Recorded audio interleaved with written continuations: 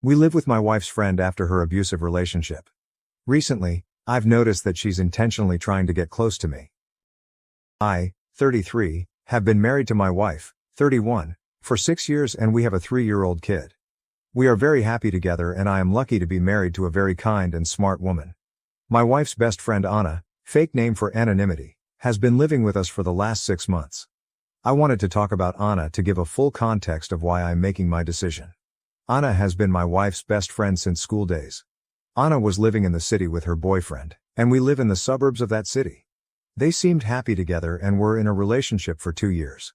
However, my wife noticed bruises on Anna's hand last year and asked her about it. Initially, Anna dismissed it as work-related injuries. My wife kept on probing, and we learned that Anna was in an extremely toxic and abusive relationship. Her boyfriend lost his job last year and became extremely controlling and abusive towards her. He constantly accused her of cheating. Anna denies it, made her link her phone messenger to his computer and started micromanaging finances. There was an incident of domestic violence that was the final straw in my wife, and I had to rush to the hospital to look after Anna. Since Anna's parents are mostly absent from her life, my wife asked me if Anna can stay with us for a few days. We are 3 people living in a 4-bedroom house and have 2 spare guest rooms.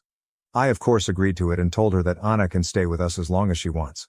I think the incident completely broke Anna and she would just start crying randomly and completely shut down. It was really sad to see Anna in that state. She had to leave her job due to mental issues and stayed at home in the room all day. My wife is very kind and took care of Anna like she was family and made sure she felt loved. Anna is also thankful to my wife and I to help her in her worst time, and helps around the house and with our kid, though we never leave him alone with Anna.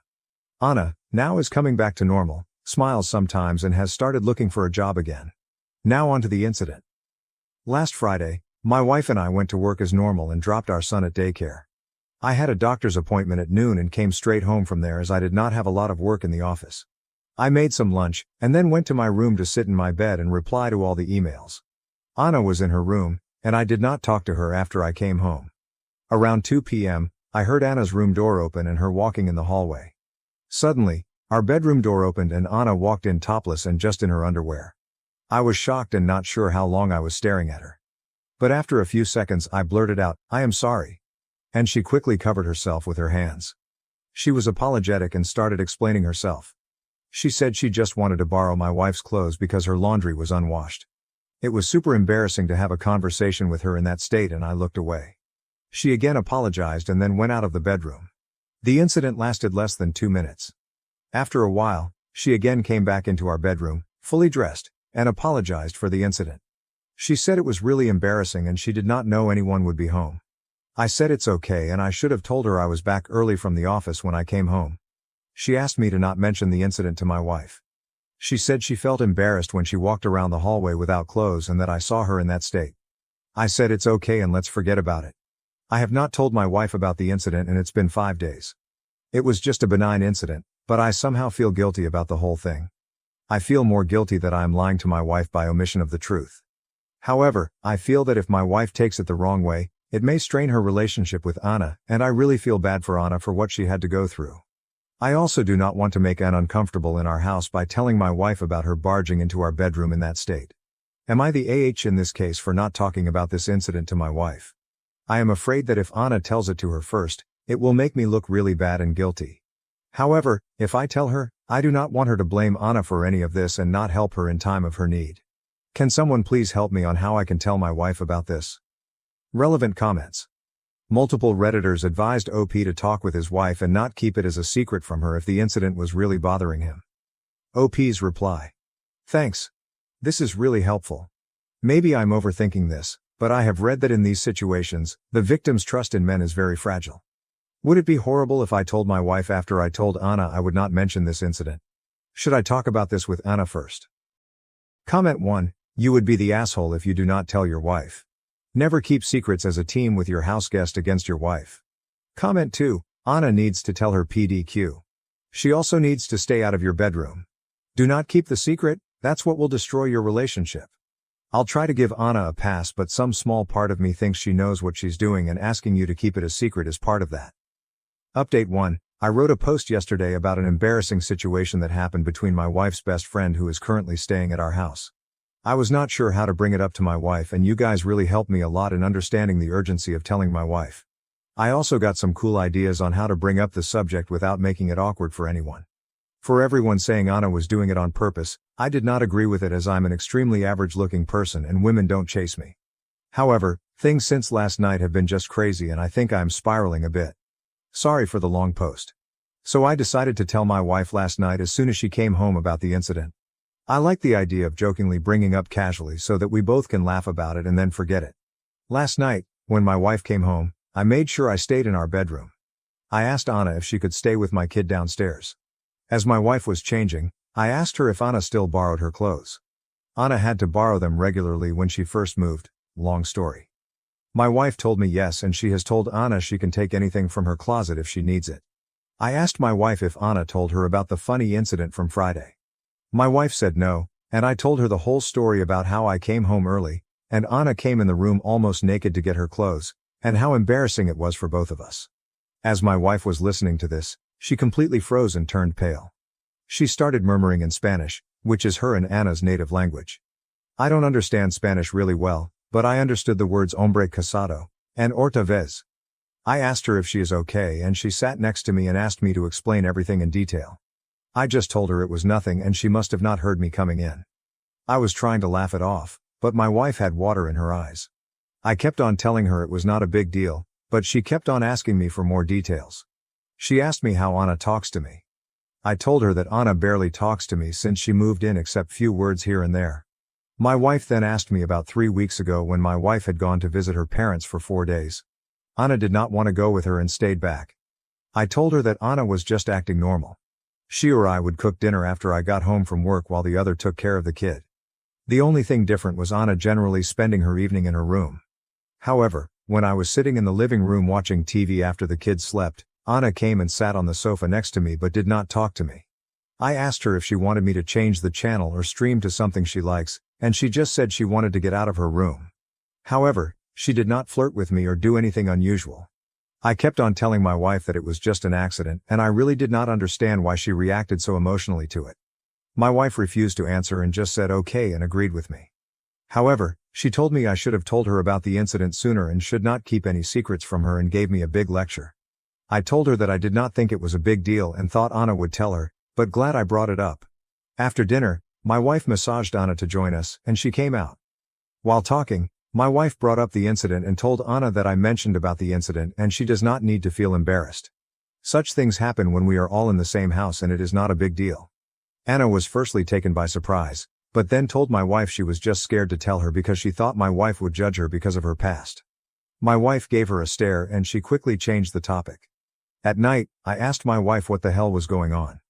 I told her to please not keep any secrets from me, and if she does not tell me, I will directly ask Anna about what her past has got to do with anything. My first guess was Anna might have had a thing for me before we got married or something. But my wife was very reluctant to answer and kept on trying to change the subject and cuddle. However, I kept being persistent and she finally spilled the beans. Apparently, when Anna was in her early 20s, she was in a relationship with a married coworker who was twice her age. It was a kind of sugar daddy relationship, and he told her that he was in an open relationship, or that's what Anna told my wife, and he would leave his wife in a few years once the kids go to college. This makes sense now, because Anna is very pretty, like Miss USA level, and I never understood why she was single for most of the time I knew her. She eventually ended that relationship and started dating her boyfriend Jim, who turned out to be an abusive asshole. My wife said she suspects Anna was still involved with the older guy while in relationship with Jim, which explains why he kept on accusing her of cheating. That is why my wife became emotional when I told her what Anna did, because she was worried Anna has no boundaries regarding married men. My wife said that Anna always looks up to us and praises me for being such a loyal partner and how lucky my wife is. My wife was worried initially when she brought Anna home, but her actions from the time when my wife was away clearly show that she respects the boundaries, and it must have been an accident. My wife told me she is grateful I let Anna live in our house and observe what a healthy and happy marriage looks like. This morning was even more weird. I got up early as I could not sleep well and went down for a cup of coffee. After 5 minutes, Anna walked into the kitchen and told me she was relieved my wife did not overreact to Friday's incident. She said I'm a good husband and gave me a hug and peck on the cheeks. She has never hugged me in the last 6 months. She seemed to be in a happy mood and was making small talk with me while having coffee. I cannot believe my wife did not tell me such a huge detail about Anna for all these years. It's completely possible she cheated all through the relationship with Jim, and my wife is just covering for her all along. She even kept it a secret from me, after giving me a lecture about how we should never have secrets. And I don't know what else she is hiding. Everything just seems very confusing at this point. I feel angry at my wife for lying to me all these years for Anna. I also now see Anna differently. I am also worried that me trivializing the incident to my wife might have sent wrong signals to Anna. Relevant comments. Comment 1. Anna needs to go before her own messed up issues lead her to further mess with your marriage. She was testing OP again with the hug and kiss on the cheek, and I didn't see OP writing that he told his wife about that new development. She's gotta go before she pushes to the next level. OP's reply, yes. I am also a bit mad at myself for trying to casually describe the event as some of the Redditors advised and not talk about the fact that she was in the room for a lot longer. I was worried that my wife would be pissed at me. Now I wish I told her all the details and did not make it sound trivial. My wife now trusts Anna and I am getting more uncomfortable. Multiple Redditors urge her OP to tell his wife about the hug and kiss. OP's reply. I agree with the hug and kiss part here. It is not uncommon for my wife's friends to kiss me on the cheek when they meet me. I am not from that culture, and initially it used to make me uncomfortable. But something about today morning with Anna waking up so early, coming down in her bedclothes and sitting with me rubbed me the wrong way. I am not able to point out exactly what, but she was acting differently. For lack of a better word, she looked happy for the first time since she moved into our place. I have not told my wife yet. Things have been a bit icy between us since yesterday, as I am still upset at her for keeping secrets from me for all these years. I know it's Anna's personal life, but I feel a bit betrayed that for all these years, she knew Anna was with a married man and never even mentioned it to me.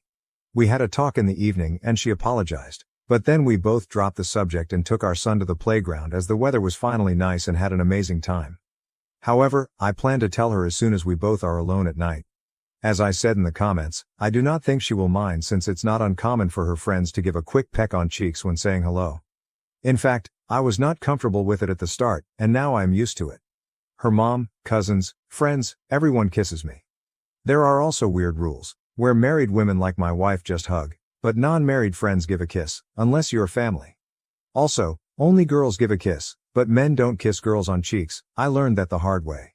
I am not Latino, Colombian to be exact, and maybe someone who is familiar can explain the rules here so people who don't know the tradition won't misinterpret it as anything sexual. Also, I never keep anything from my wife, and hence I felt so guilty about my actions over the last week. I am sure I will mention it to her before the end of the day. Update 2.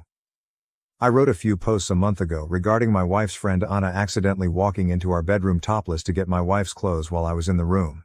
We addressed the issue the next day, but I learned more about Anna's past and why my wife was uncomfortable due to the situation. My wife and I talked to Anna and told her it was not a big deal, and we all decided to move on from the incident. After I posted the update, a lot of you advised me to tell my wife about Anna hugging and kissing me, on the cheek, the following morning. I felt uncomfortable with this situation and the comments really made me nervous. Most of you were reading my post as a telenovela or the start of a porn movie, and the comments were really not helping calm me down. You may not like this part, but I just decided to get off Reddit for a while and try to think through the situation on how to tell my wife. I felt that my wife treats Anna as family and just like her sisters. I have known my wife's sisters since they were in their early teens. I have had similar incidents happen with them all the time, and I never made a big deal out of it. There were so many times we had to tell them to keep their tops on when sitting in our backyard pool area when they were younger, and God knows how allergic they are to wearing pants around the house. However, I just treat them as they are my sisters. I decided I need to do the same with Anna and treat her like my wife's sisters. I also wanted to communicate that clearly to both Anna and my wife so they don't get in such uncomfortable situations anymore. That night, I was talking to my wife and decided to put a positive spin on the incident that happened early in the morning. I asked my wife if she noticed anything different with Anna. I told her that she woke up early with me today and greeted me with a hug and kiss and also helped me make breakfast. I told her that I am glad she finally looks happy and is returning back to her old self, and how proud I am of my wife that she is such a kind-hearted person who helped a friend in need. My wife seemed happy with my comment and started saying that she also noticed Anna was chattier in the morning and was cleaning her room and talking about applying for jobs again.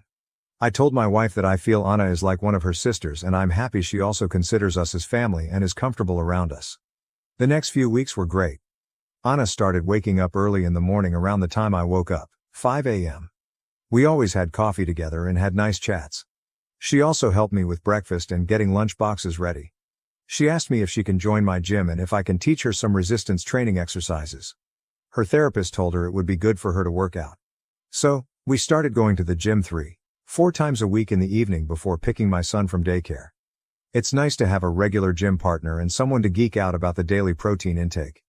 I also told her when we were cooking that she is so much less annoying than my Sills and I wish she was my Sill. She just smiled at the comment. Anna has already had a few interviews and also contacted her old job who seem interested in hiring her back. She told us 2 weeks ago that she will be looking for apartments. We already saw 2 apartments in our suburb and hopefully should finalize that soon. My wife jokingly told her that her dating prospects are going to be bleak if she stays in our suburb, but Anna told us that she is going to stay away from relationships at least for a while now and work on herself. Plus, she enjoys our gym and loves spending time with our son. About the hugging and kissing, I think I have decoded it. A hug from Anna is normal and I get one every morning. However, I think she kisses people on the cheeks as a way to say thank you. Things are really looking positive for Anna and we are very happy that she was able to get through a bad patch in her life. She had isolated herself from everyone after the incident 7 months ago. However, she plans to join my wife and son on her summer trip to my in-laws in a few weeks, unless there are any updates on the employment front. I just hope for the best for her and I'm glad that I did not make a big deal out of the situation. I am also glad to have such a kind and understanding wife who is there for her friend in need. Relevant comments. Comment 1. If this works out for you guys, that's great. For me it's such a huge red flag, that she wakes up same time as you, joined the same gym as you and wants to spend a lot of time with you plus is looking at places to rent near you. Maybe it's because I've seen too many stories like that end in a horrible way. Again, if it works out for you guys it's great, to me it's one red flag after another and seems like a start of something fishy. Comment 2, I felt uncomfortable reading how much she's inserted herself in your life. There's still red flags waving and you're either stupidly oblivious or you're enjoying the attention that you choose to be oblivious to. Comment 3, you honestly still don't see it, do you? Waking up early at the same time as you, going to the gym with you and cooking with you. She's spending an awful lot of time with you. And the difference is she isn't one of your SILs but your wife's friend. A friend that has a past going after married men. You sound naive to not at least put down some fucking boundaries with her.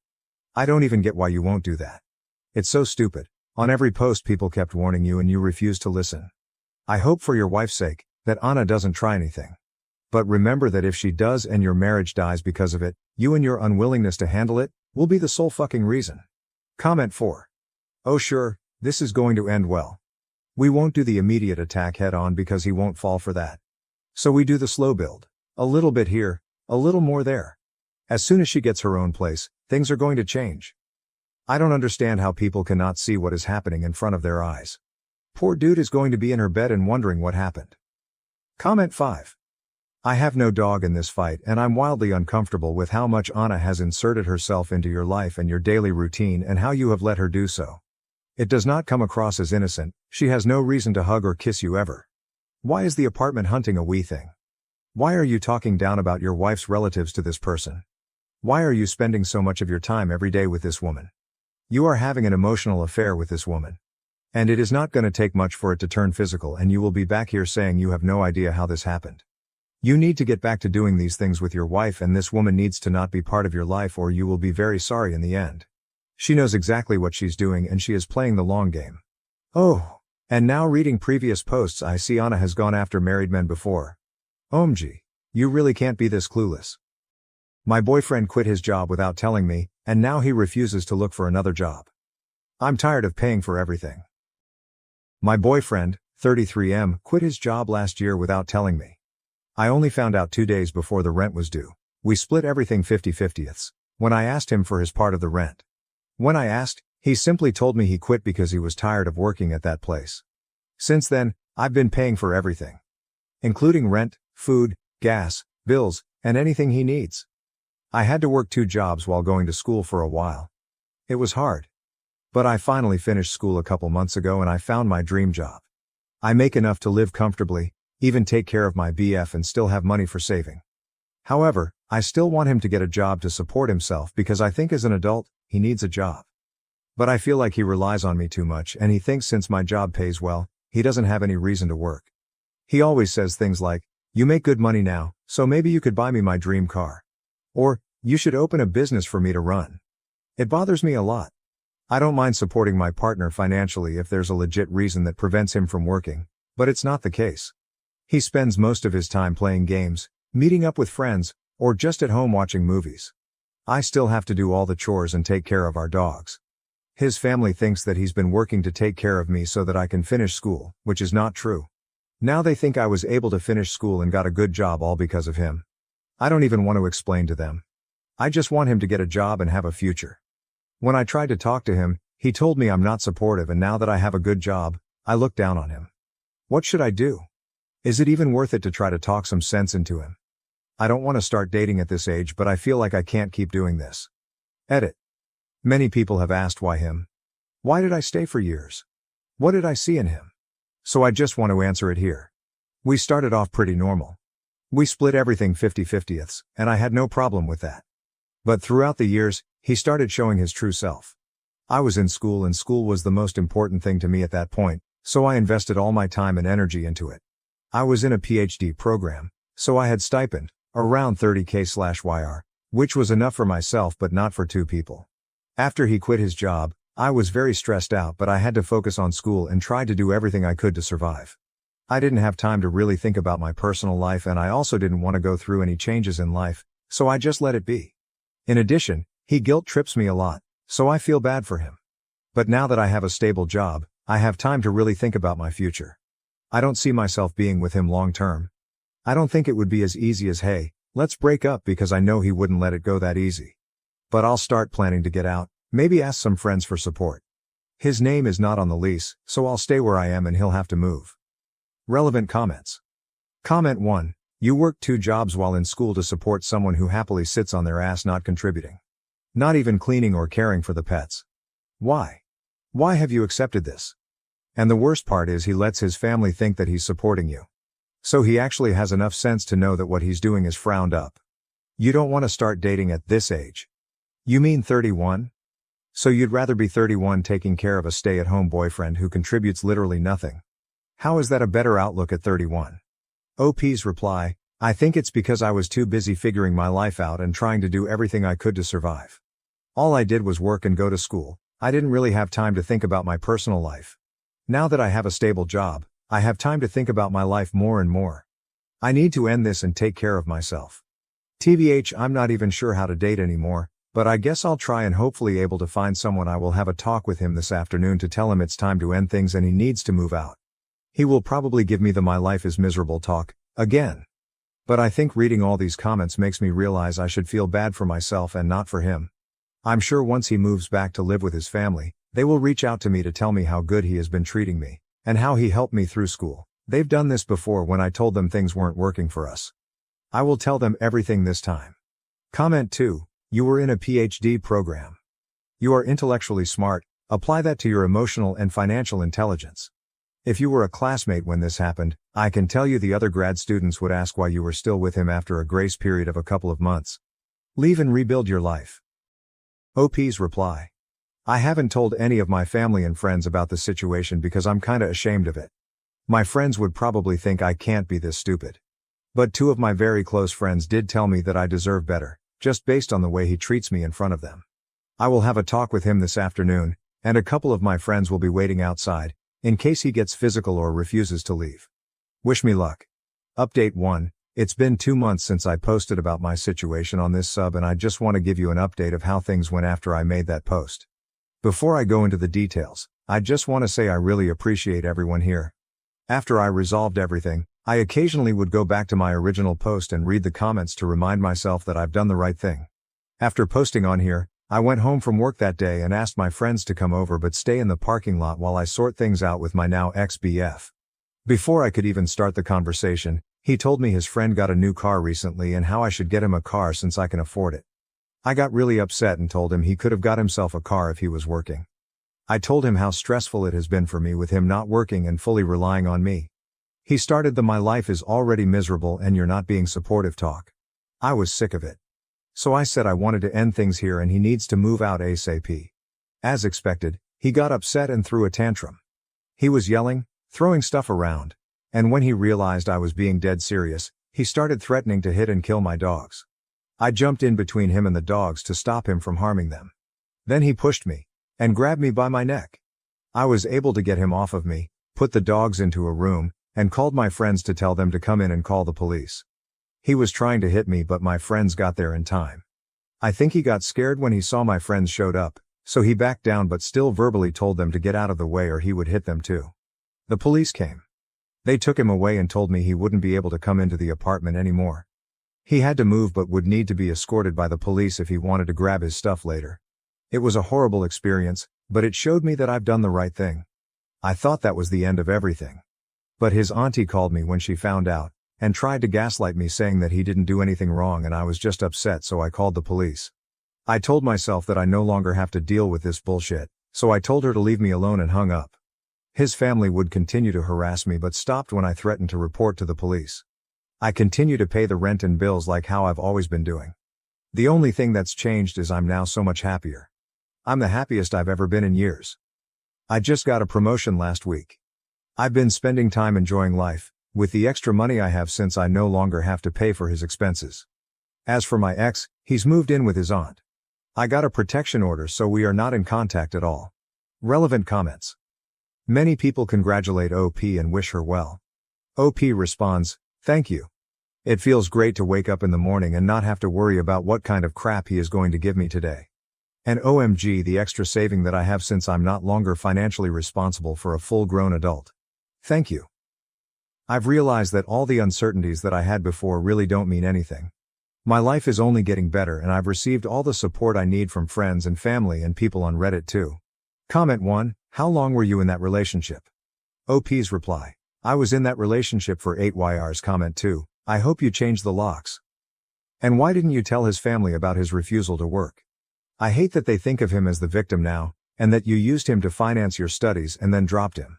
OP's reply, I haven't mentioned this, but his family is the type of people who it doesn't matter what he does, he's always right to them. I knew even if I told them that he refused to work, his family would still defend him and make excuses for his behavior. It has happened with other things before. But his family can take care of him all they want now. I didn't put this in the post because I didn't want the post to get too long, but when his auntie first called me, she told me if I kicked him out he wouldn't have anywhere to stay because she couldn't let him stay with her. I knew she was just saying that so that I would feel bad and wouldn't kick him out. So I told her it's none of my business and he needs to figure it out himself. Guess what? He moved right into his aunt's house after he was released. Comment 3, OP, will you be able to move? Given he seems unhinged, what are the chances of him coming back in a later date? He already has escalated to violence and seems like he has gotten his rotten morals from his family who enables him and may do the same. I read way too much RA and Baru hearing how bad things escalates. I hope you're able to do the following: filing a restraining order and documenting all instances of the abuse that has escalated. Consider moving and keep the information where you move to the down low. Plus a change of place may do wonders for your mental health. Invest in a Ring doorbell cam. It's for your safety and the dog's. Alert your rental, app or property that he is not allowed unless on a scheduled time to pick up his stuff. Find a safe space for you and your animals, in case he escalates again. Anyone who has gone to his manic level of harming you and animals will repeat until they find another obsession. He is an abuser and he's at the stage he lost control and is going berserk but may also be biding his time. Better be overly cautious than not. I hope you be fully free of him. OP's reply. I'm planning to move to a new place soon, and it's nicer. And closer to my work too, since I can now afford it with the extra money I have. I have no doubt he's capable of harming me and I'm honestly not sure if he would leave me alone. I'm considering filing a restraining order against his family also, because even though they've stopped coming to my place to try to gaslight and guilt trip me, they still try to call me sometimes, with different numbers since I blocked their numbers already.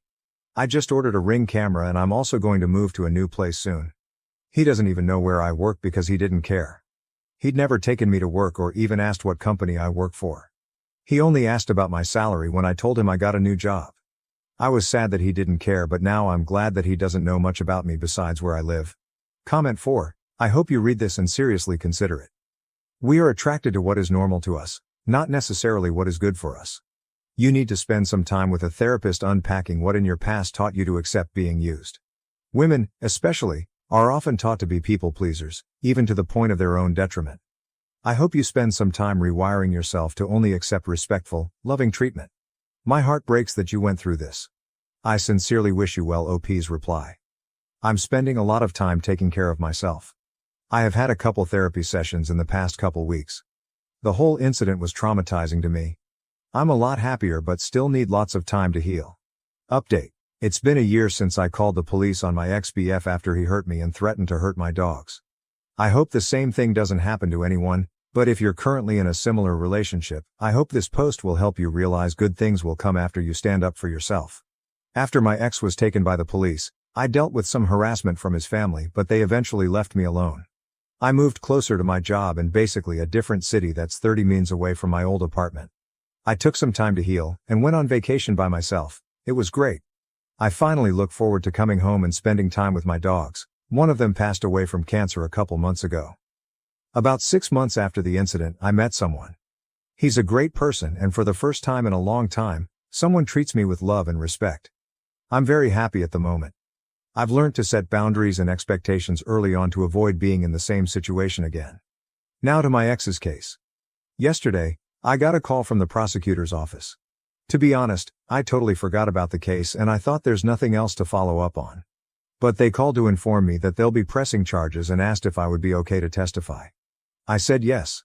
It'll be hard for me to go to court and talk about the incident if he's right there, because even though I've completely moved on with my life, I can still feel the fear when I heard about the case.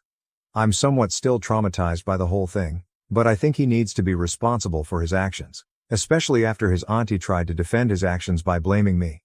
It really sucks that I have to go through all of that to end a toxic and abusive relationship, but I got out somewhat safely and I can't imagine what my life would be if I stayed. It was a hard time, but it's worth it.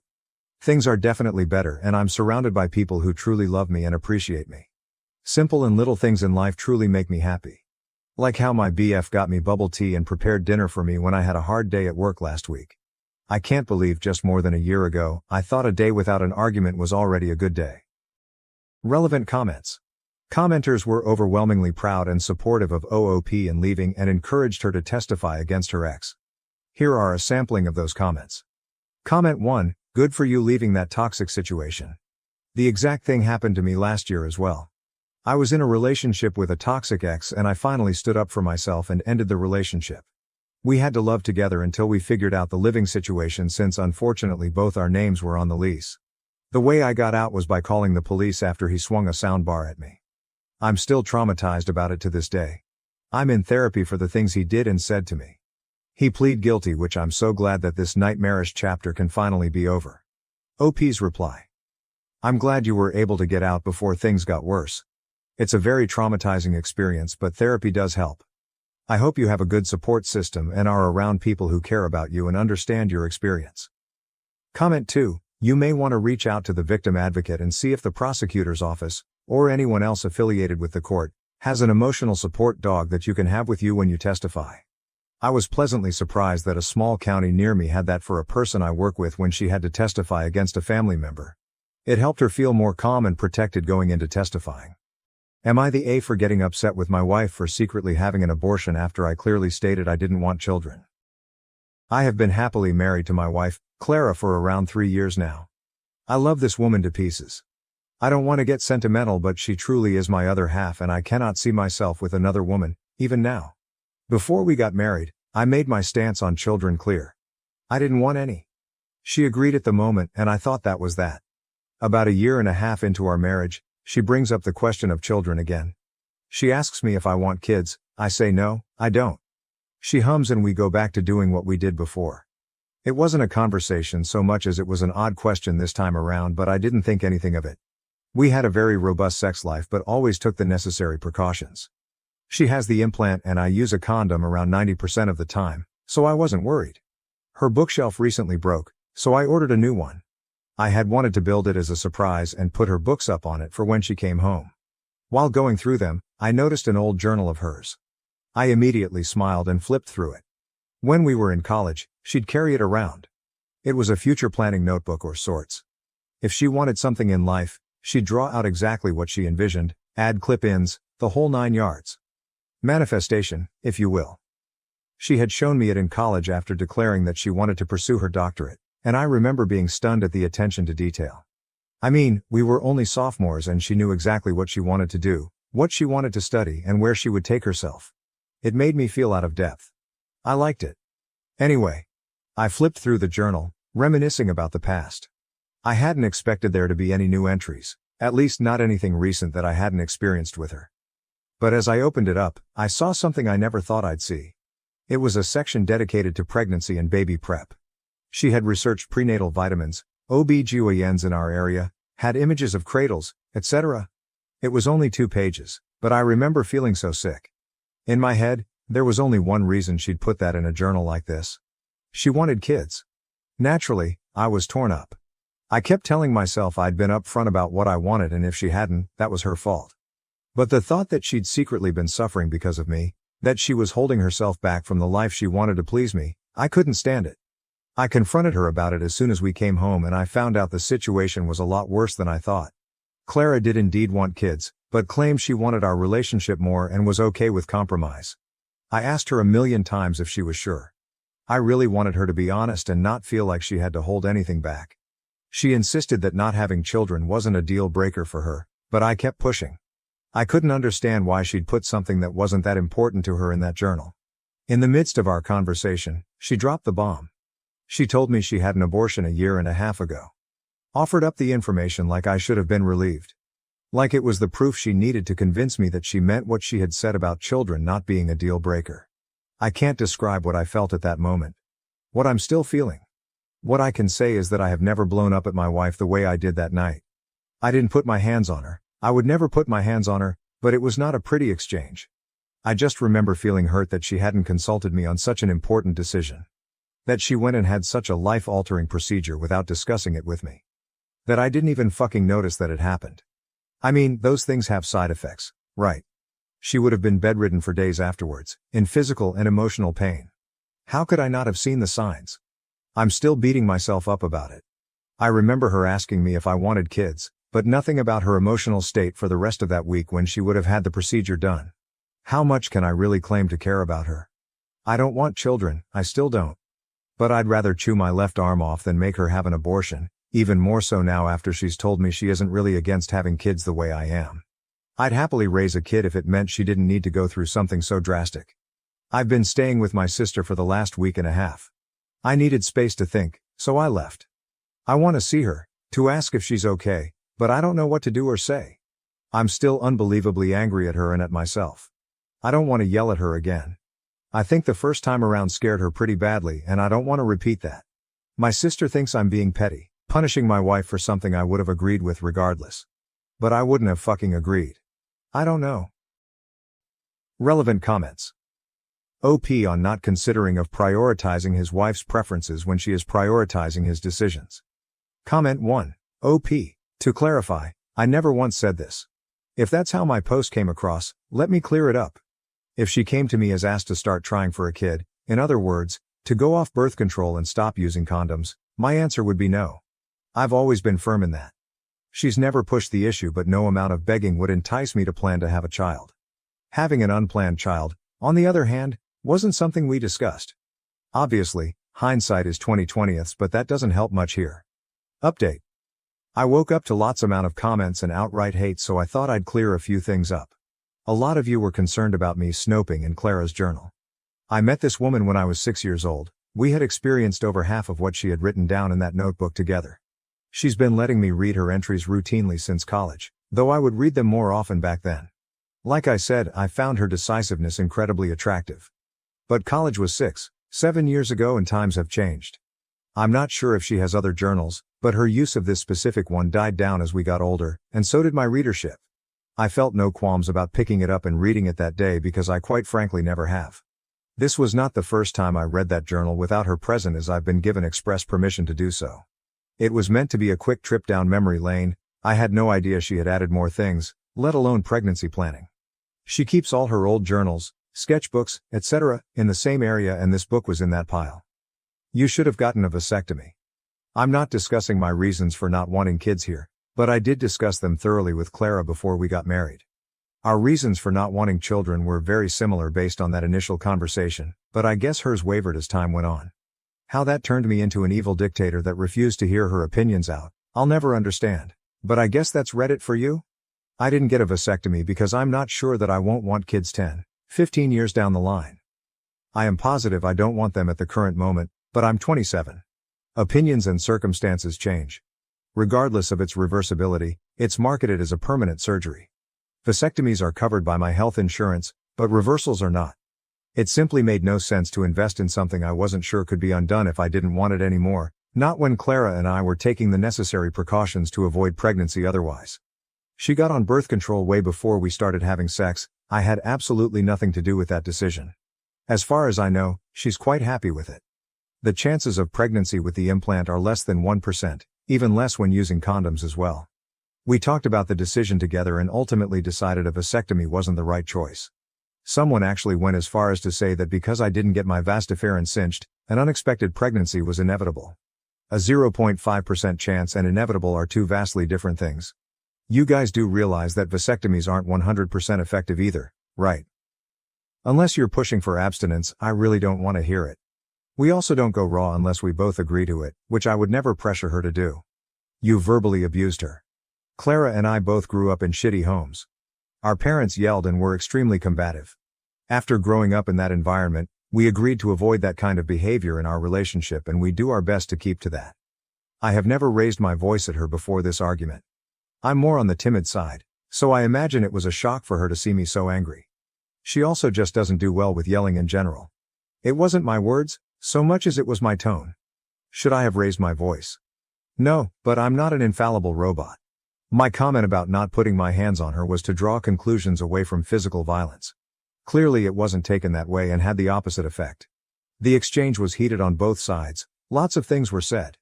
It was the worst disagreement we have ever had, and we have been together for close to a decade, close friends for even longer. That being said, I still think it was on the tamer side of the overall spectrum, relative to other people. That spectrum might be a bit skewed due to my childhood, but take that as you will. You're a dick for leaving her for a week and a half. To be fully clear, this was a mutually respected decision. I told her I needed space to think. She suggested I take it outside the house. Granted, she wasn't the happiest when she said it, but we had just finished a heated argument. We texted the entire time I was at my sister's place. Very dull and mundane conversation, mostly pleasantries, but I didn't just abandon her. We weren't speaking audibly, but we weren't in contact. I don't know how else to phrase that.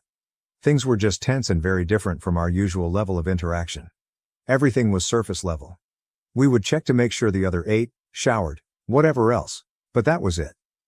There was no continuation of our discussion while we were apart. We were both taking the time to make sure we were in the right headspace to have a proper conversation, as is common for our relationship. It just took me a bit longer to get there. She wouldn't have been bedridden. Abortions aren't that deep. I'll concede to the physical aspect of this. I've often heard them described as a bad period, and a lot of the women in my life tend to tap out during their monthlies, which is what I based my assumption on. I accept that it was incorrect. Though I'm not sure if I should, because half of you agreed with my take in the post, condemning me for not noticing, and the other half told me I was overreacting. Again, I guess that's Reddit for you. More importantly, I will not agree on the general take on the emotional aspect. At the time, I still did not believe Clara genuinely wanted to have an abortion after hearing her updated stance on having kids.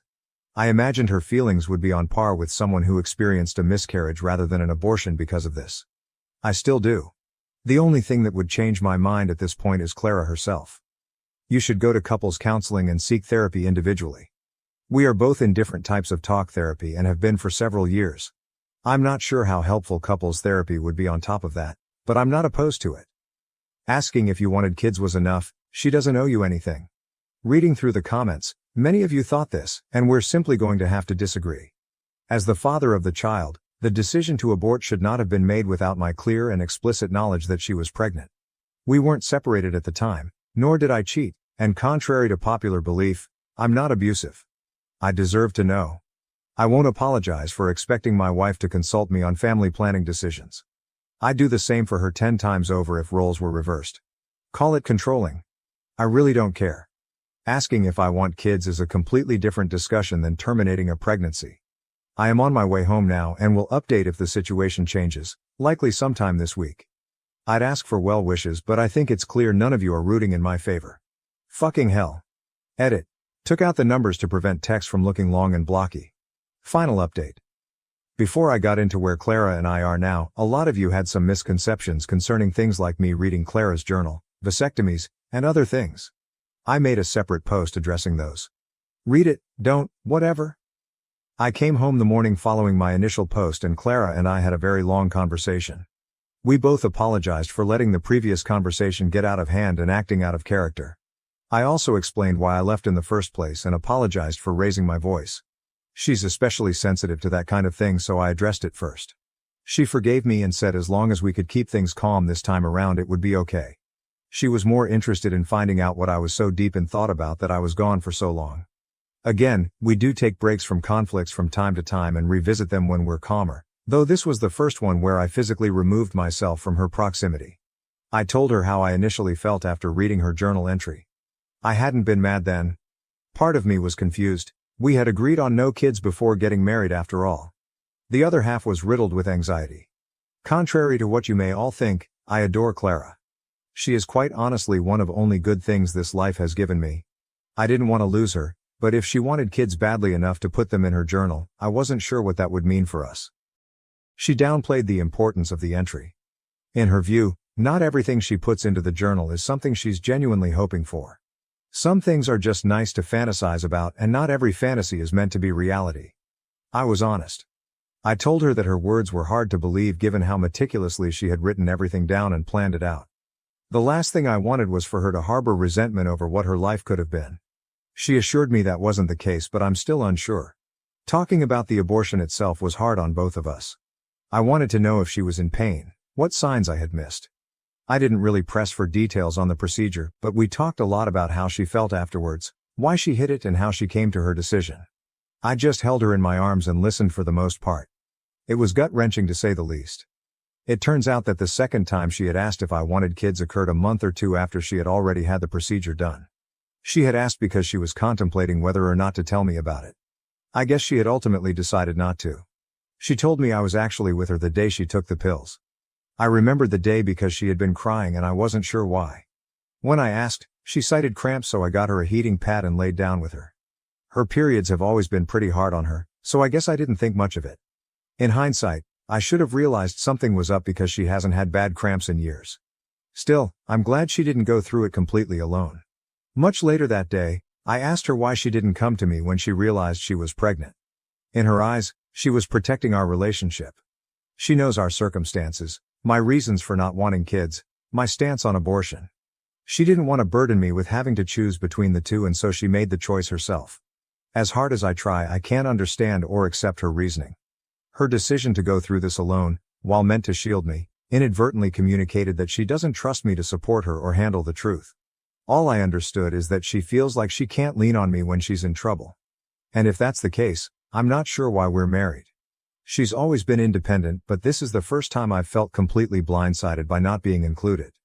I asked up and down if I'd given her a reason to doubt me, to doubt my commitment to her. If she felt I wasn't a reliable partner, etc. She said no, but that just makes all this harder to grasp. She said she was afraid saying anything would change how I viewed her, our relationship, but I'm having a hard time distinguishing insecurity, anxiety from reasonable doubt. I asked her if she knew I loved her, how much I care for her, the lengths I would go to make her happy, etc. She laughed a little and reminded me of a line from my wedding vows. We shared private vows before our ceremony and I had said quite a bit. I was a little shocked that she remembered that portion at all, let alone word for word. We transitioned to talking about the promises we made to one another, and just times in our relationship where we had complete trust, faith in one another. It helped put us both in better moods and ended the night on a lighter note for both of us. We're doing okay at the moment. Not quite where we were before, but getting there. Everything's still incredibly raw, including our eyes. We both broke down 5 minutes into the conversation. Clara is against couples counseling right now. I'm ambivalent, as we're still working a couple of things out on our own. I'm not sure how helpful a third party asking what steps we're willing to take to improve trust and transparency will really be, but I'm open to anything at this point. We're not leaving one another. Issues or not, we both think it's clear that there's still an abundance of love between us, and we don't want to throw that away. Some of you will be happy to know that Clara and I decided on a new rule for ourselves. Clara was a lot more upset about my leaving than she initially let on. From now on, the distance between the top and bottom floors of our home is all the space either of us are allowed to take. We need to cool our heads. If proximity really does become an issue, the max either of us are allowed to stay outside the house is 48 hours. So no more week-long stays at my sister's. My wife has ADHD, neglects our kids, and humiliated me on Father's Day. After much consideration, I've decided to pursue a divorce. I, 43 years old, try to do my best to provide for my wife, 38 years old, and our 2 kids, ages 3 and 5, as well as my mother-in-law. I like to think that I am doing a decent job. Over the years, I have worked to improve our family's living situation. Not only did I complete another bachelor's degree and recently a master's in a STEM-related field, but I also worked 2 full-time jobs while finishing my second bachelor's degree and supported my wife through her schooling as well. She completed a degree that allows her to make good money, $60-70K/year, in a healthcare field that always has jobs available. However, with the birth of our 2 children, she has since given up on her career to be a stay-at-home mom for the time being. At first, it was a struggle while I was finishing up my master's degree. Once I completed it, after our youngest turned 3, my career took a jump, and we are now able to afford our single-income household in a more feasible manner. We're far from rich but do okay for a single-income family of 4, a little over $150K base plus bonuses. This past year, life has been overwhelming for my wife, so even though I now work 75% from home, I budgeted to hire a daytime nanny to help her around the house with one child while the other is now in school. Every day, my day starts around 5:30 to 6 a.m. I prepare the house for the day before the nanny arrives at 8 a.m. I get our oldest child up and ready for school, make breakfast, plan out my day, drop our oldest off at school, and return home in time to let the nanny in. My current task at work has me grounded for the next 2 months, meaning I am now 100% working from home. While this is nice, I am busy in meetings all day as my role involves managing teams on a global scale and overseeing industry projects. For the past month and a half, I have noticed that despite my wife claiming her life at home is stressful, her day starts at 10 a.m. After a week of working from home, I asked my mother-in-law and the nanny if this was always the case, and they both responded that it varies, sometimes earlier, sometimes later. My wife literally wakes up, cooks, and then spends time scrolling through her phone or shopping online, which brings me to my concern. I am glad I can provide her with this lifestyle since we both grew up with limited means. I understand the possibility of postpartum depression, the stress of having kids, the feeling of being unfulfilled, and the fact that I may not be the best husband. But for what it's worth, everything is taken care of and then some. I manage the household finances, since she claimed she was too busy to do so. Pay all the household bills, cover my personal bills, pay her bills, track and perform all the upkeep of our house appliances, cars, pets, etc. And I also help pay for my mother-in-law's medical bills and car note. Despite this, my life is apparently much easier compared to hers. I can't decompress with her because she always feels the need to one-up me.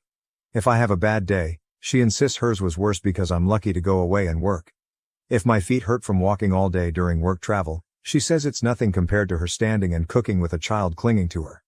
For the past 2 years, I've been told I ruined her life and her opportunities. But when I remind her of what she says, she denies and dodges accountability. My mother-in-law has noticed a change in both me and my wife, pointing out that I have a greater attachment to my kids and that I've even hugged the dogs and talked to them more about my life than to my wife. I honestly feel like I'm in emotional survival mode. I am one step away from moving up the career ladder and one step away from finding love and comfort at the bottom of a whiskey bottle. I am sure I will be hearing from the manly men of Reddit about how I am simping. But I am not a machine.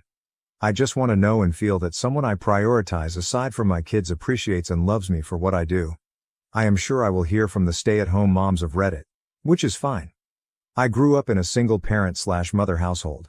It is not easy.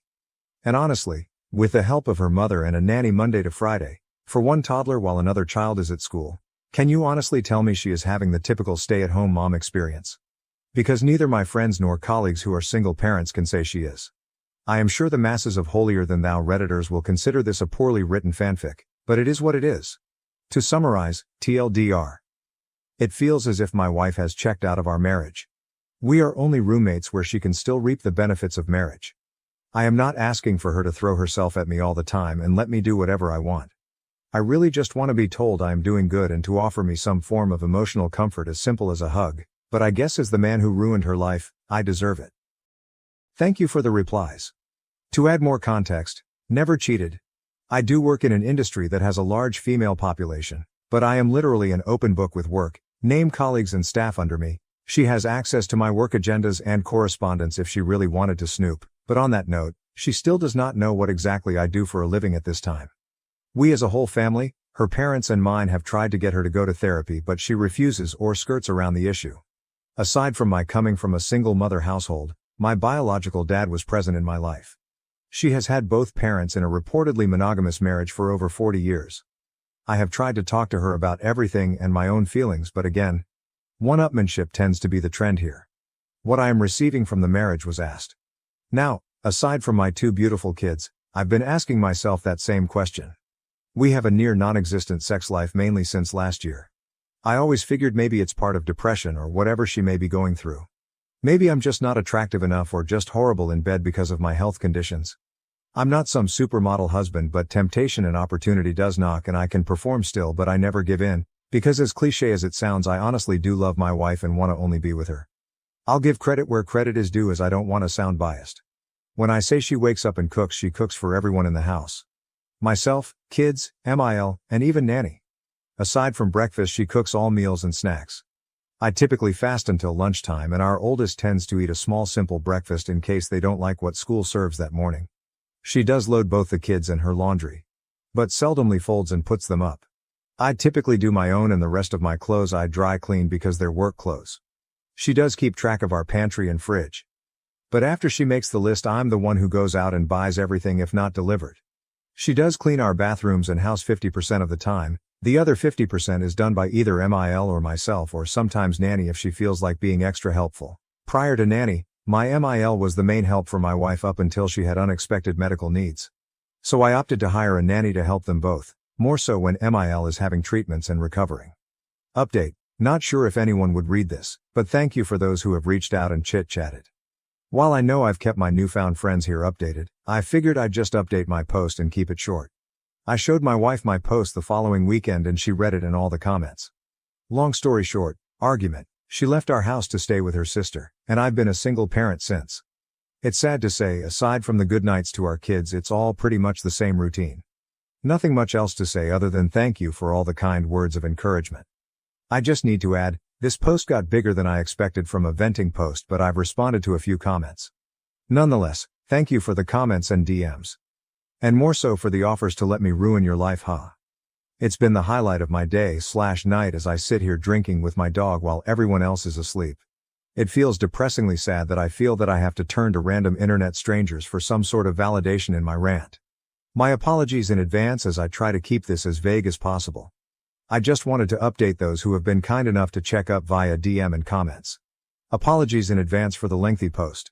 It's a bit of irony and coincidence that I made a follow-up from the update on 06 May 2024 I made on my original post during Men's Mental Health Awareness Month, but I could really use another outlet outside of my therapist.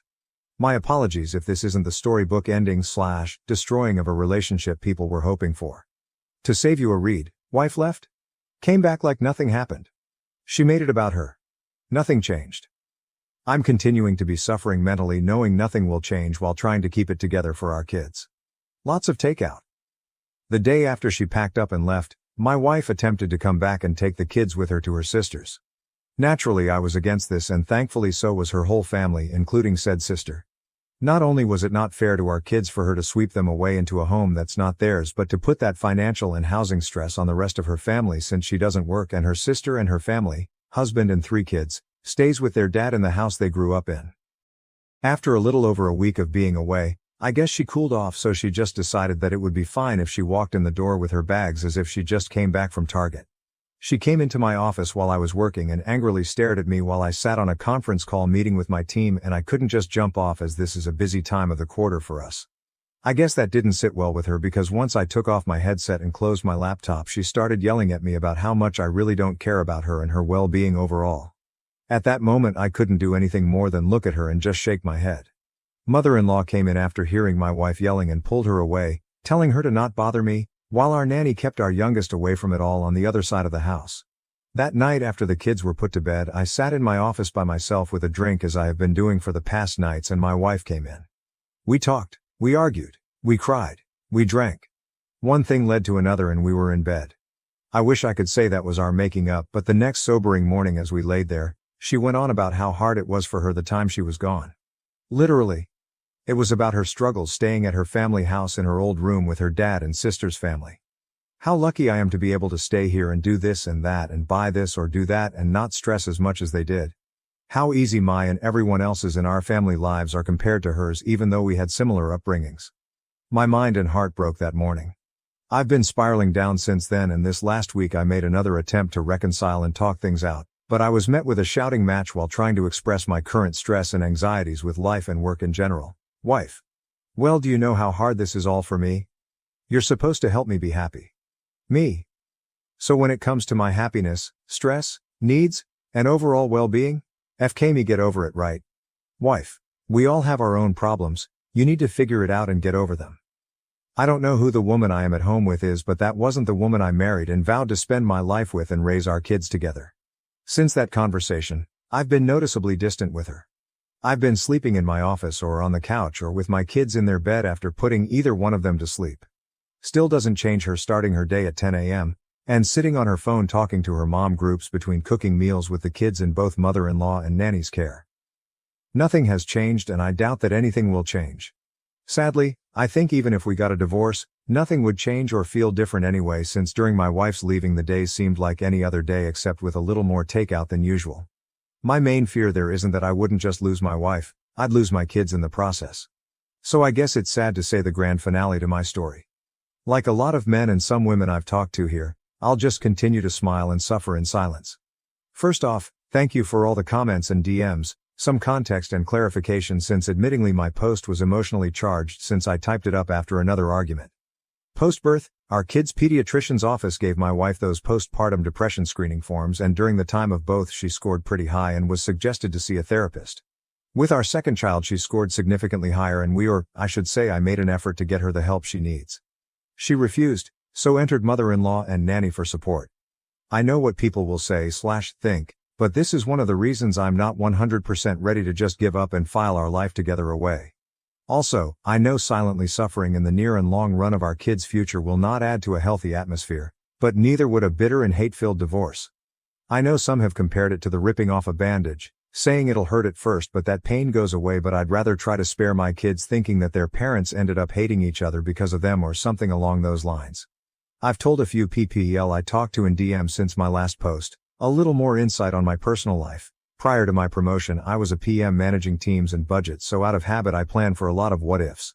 That being said, I made a number of contingency plans if sadly things went south. So yes, I have talked to a lawyer, 3 actually. Know our rights and what each of us are entitled to. Have a draft settlement created and on hold until I feel I need to use it. I know what I want and am willing to offer more than what is fair for our kids' well-being, but also have a plan if we end up going to court. It's 100% on me that I'm suffering in silence, but I'm too stubborn to just give up, so while I'm venting, I don't expect anyone to feel sorry for me. I endure it to keep the norm our kids know, ensure my MIL's treatments go uninterrupted, and of course the hope my wife would finally be open to give therapy a shot and climb together to a better place. New update, I'm done. Wife said I don't do and am not shit in front of the therapist and family Father's Day dinner. She got served. She was mad. She is trying to act perfect and I'm just waiting while taking care of my family, kids, my mom, and MIL. Oh well, I'll just ruin everyone else's life too and my family. Secondly, to clear some confusion. I did not get 2 bachelor's and a master's while working 2 jobs at the same time as some readers are assuming. Bachelor's degree number 1 was completed in the early 2000s. Bachelor's degree number 2 was earned through online courses over several years, taking 2 classes per semester, all while I held down 2 full-time jobs. The first job was at a hospital with a 36-48 schedule, and the second job was at a big box store, where I worked 40 hours spread out over 7 days a week. I worked these jobs to pay for both my tuition and my wife's, as she decided to return to school before we had children. After completing bachelor's degree number 2 and entering the industry where I currently work, I was able to transition to 1 job and pursue my master's degree. So no, I did not earn 3 degrees simultaneously or in rapid succession. I'm surprised that I have to clarify this, as working 2 jobs while attending school isn't that uncommon, or at least that's what I thought. My wife chooses not to work. She does technically have a job.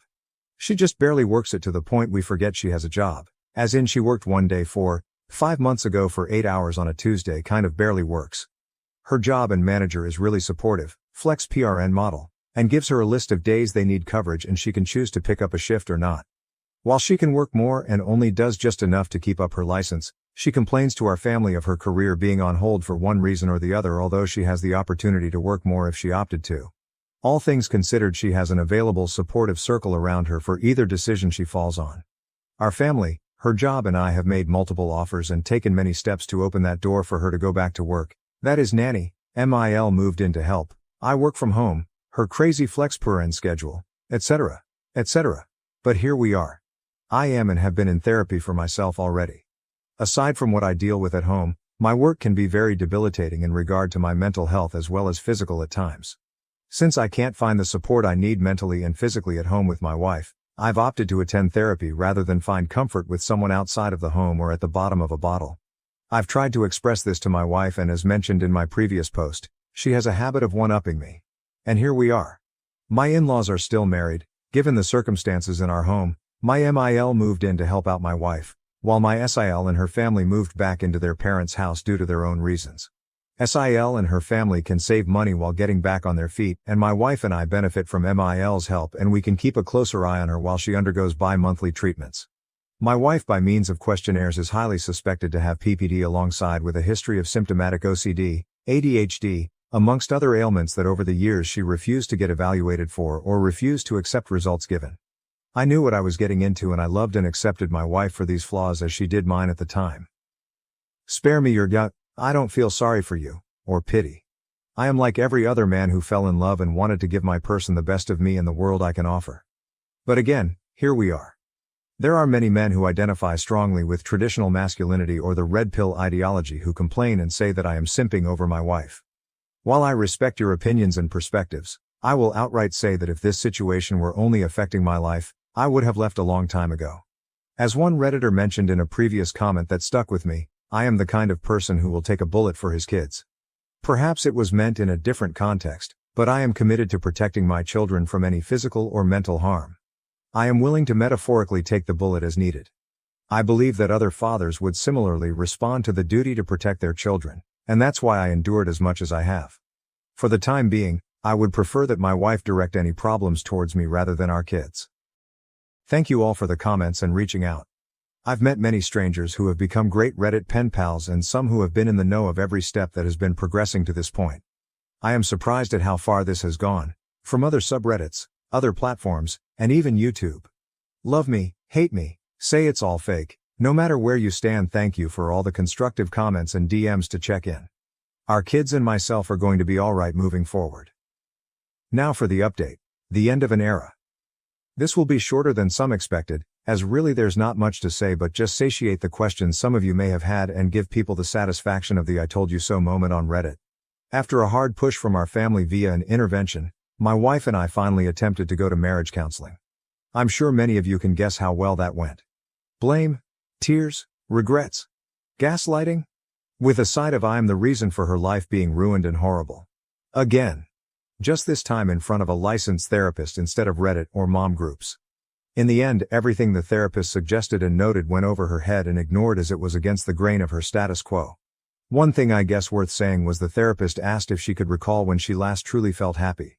Her response was about 12 or so years ago. Please note, 12 years ago she was still in her 20s, childless. Living with her ex. A vastly different time and position in life. I know it's petty of me, but I guess if that's when she was last happy, it wouldn't be that far of a stretch for her to find that happiness again, since her ex is in the same apartment, job and place in life that he was 12 years ago. Which is fine, if that's how you want to live life. I try not to judge, but in my 40s with kids, going clubbing 3-4 days a week is not my jam anymore. And of course, I don't want my kids around a mom and company who drowns themselves in White Claws. To add, I know some will ask. I know and can confirm she hasn't physically cheated on me, but can't confirm if she did emotionally, if that's the right term. After said therapy session, I checked all her phone records and didn't see anything out of the ordinary, but I also didn't bother to check apps like IG or Snapchat. I know I'm probably boring, but shout out to all the Costco dads whose Sunday Funday includes making rounds with kids for samples. The following weekend was Father's Day, and this year is expected not that big of a celebration as it is for many dads out there. Our family got together to celebrate with a BBQ and just simple family time, and my wife treated it like any other day. Sleep in, get up, cook, phone, shop. Attempt to play with kids, phone. During said family BBQ, my wife said she felt ill, so she sat around most of the day while the rest of the family as a whole made the experience enjoyable. When everything was set up and the family all sat at the table, her parents and sister's family, my mother, our kids, admittingly it was a great spread. Nothing extravagant but just a great meal for everyone. I was conversing with my brother-in-law about both of our kids' school Father's Day activities, and I assume my wife overheard when I mentioned that it was a little sad to see some kids sit alone without their fathers during the breakfast with dad event I attended. She blurted out with a laugh loud enough for the whole room to hear, "It's not like you do anything anyway, I could have gone instead." At that moment I was red and at a loss for words, sitting there processing what she said in my head, while the dining room went dead silent. My MIL broke the awkwardness and in response said, "Well, maybe if you feel that way, one of you should divorce the other." My wife looked at my MIL confused that she would respond with that and laughed mockingly in my direction and with her hand pointing at me said, "As if another woman would want a man like him. Just look at you." While the room sat silent. I was angry, heartbroken, confused, and embarrassed all at the same time. In manly man fashion, I just nodded my head in silence, stood up and picked up my keys and got in my truck and drove off to get a drink while trying to ignore the cries of the rest of the family and our kids telling me to stay. I don't know what was said or done while I was out of the house the rest of Sunday, because I couldn't bring myself to check our house cameras. But when I returned early Monday morning, the house had a completely different feel. As usual, I woke up around 6, got the house and our oldest ready for school drop-off. Checked emails, checked messages, nothing out of the ordinary. As I was getting dressed to leave, my wife laid in our bed snoring lightly. All I could do was look at her and think of what we had, and now lost. I've decided. I'm done. I can't do this anymore. I texted my lawyer that morning to move forward with serving her. Fast forward to last week, she was served at our home, reminder to people I had no choice but to be there because I work from home. She had, I guess what you could call a mini meltdown, and came into my office screaming how could I do this to her. Her mother intervened, and that was met with me supposedly turning her whole family against her. But I digress. I probably would have felt bad if it wasn't immediately followed by the rest of her week acting as if she's been this active and attentive wife and mother the past few years. Sure, people can say she's making an attempt, but she's made many attempts, and historically we fall back to where we've been. For those curious, I am aiming for full or at least majority custody of our kids. I already and will continue to cover all the expenses for our kids, insurance, tuition. Both of our kids will be attending private schools come fall, medical bills, etc.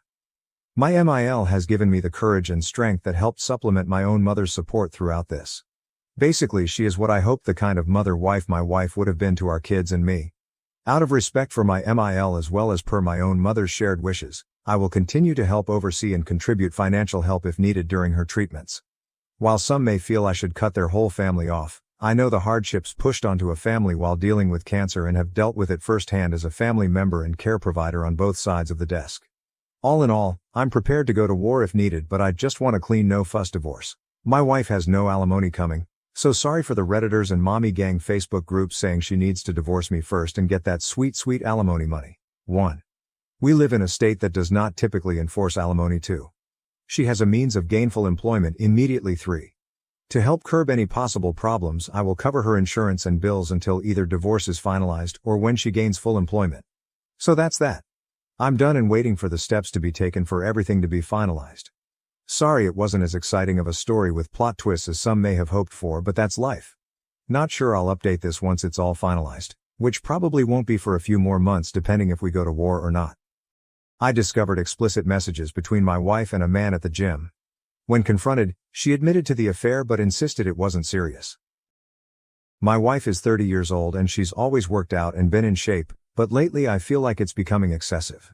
She used to regularly work out at a gym when she was in college. At some point she stopped going to the gym, I think lately just due to her schedule, and preferred to work out at home or go for runs outside. About 18 months ago she announced she was going to get back into the habit of going to the gym.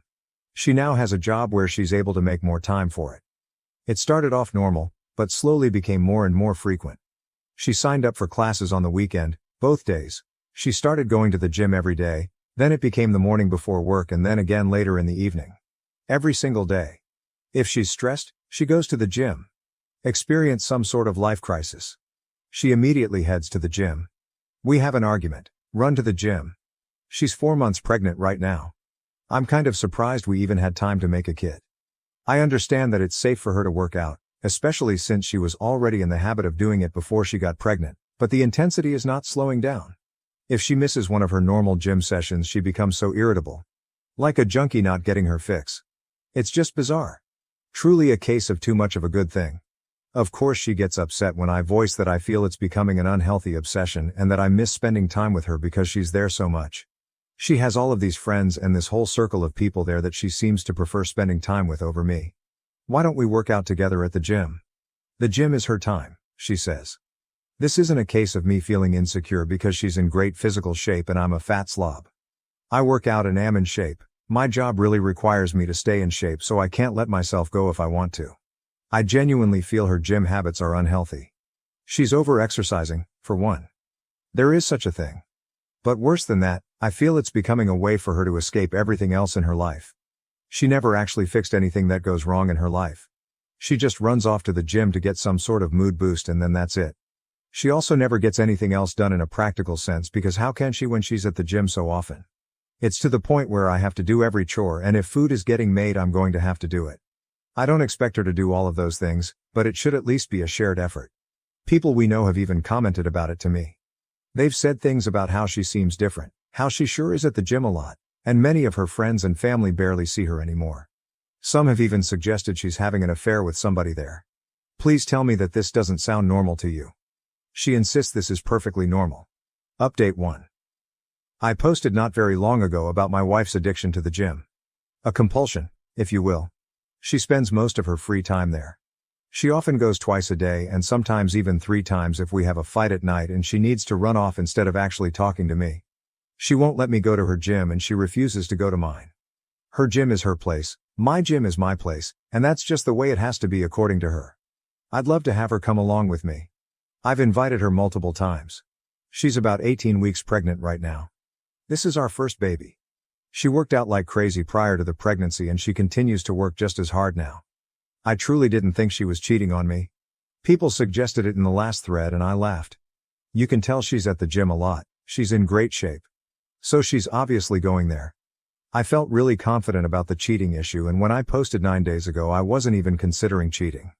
I'm embarrassed to admit that after reading a lot of the comments on my last post, I thought maybe I was being overly confident about her fidelity. She usually always has her phone on her, but she left it on the kitchen counter, and as stupid as I felt, I decided to do a quick swipe through her texts. She had a current text conversation going on with a guy. I recognize the name. The same name of a guy from the gym she mentions a lot. She's friends with a lot of people there, and went to one of their weddings last fall. I wasn't too terribly concerned until I started reading the texts. Never wanted to know what the guy's dick looked like, but I know now. She was only out of the room for literally about a minute or two, so I had to scroll fast. I was furious. I asked her what the fuck that conversation was about. She started yelling at me for looking at her phone. I told her she's acting so weird and the gym obsession was really bothering me, so I just decided to look and was ashamed that I did, but I thought I'd find nothing at all. She said, "It's nothing. It's nothing." Didn't look like anything to me. She sure seemed pretty interested in this nothing. I wanted to know if she's been fucking him. For how long? She kept saying no. I left the house because I was so furious, but not before I slammed her phone on the ground and shattered it. She was calling me all sorts of names for breaking her phone. She hit me on the back as hard as she could. I left. Went to my brother's house.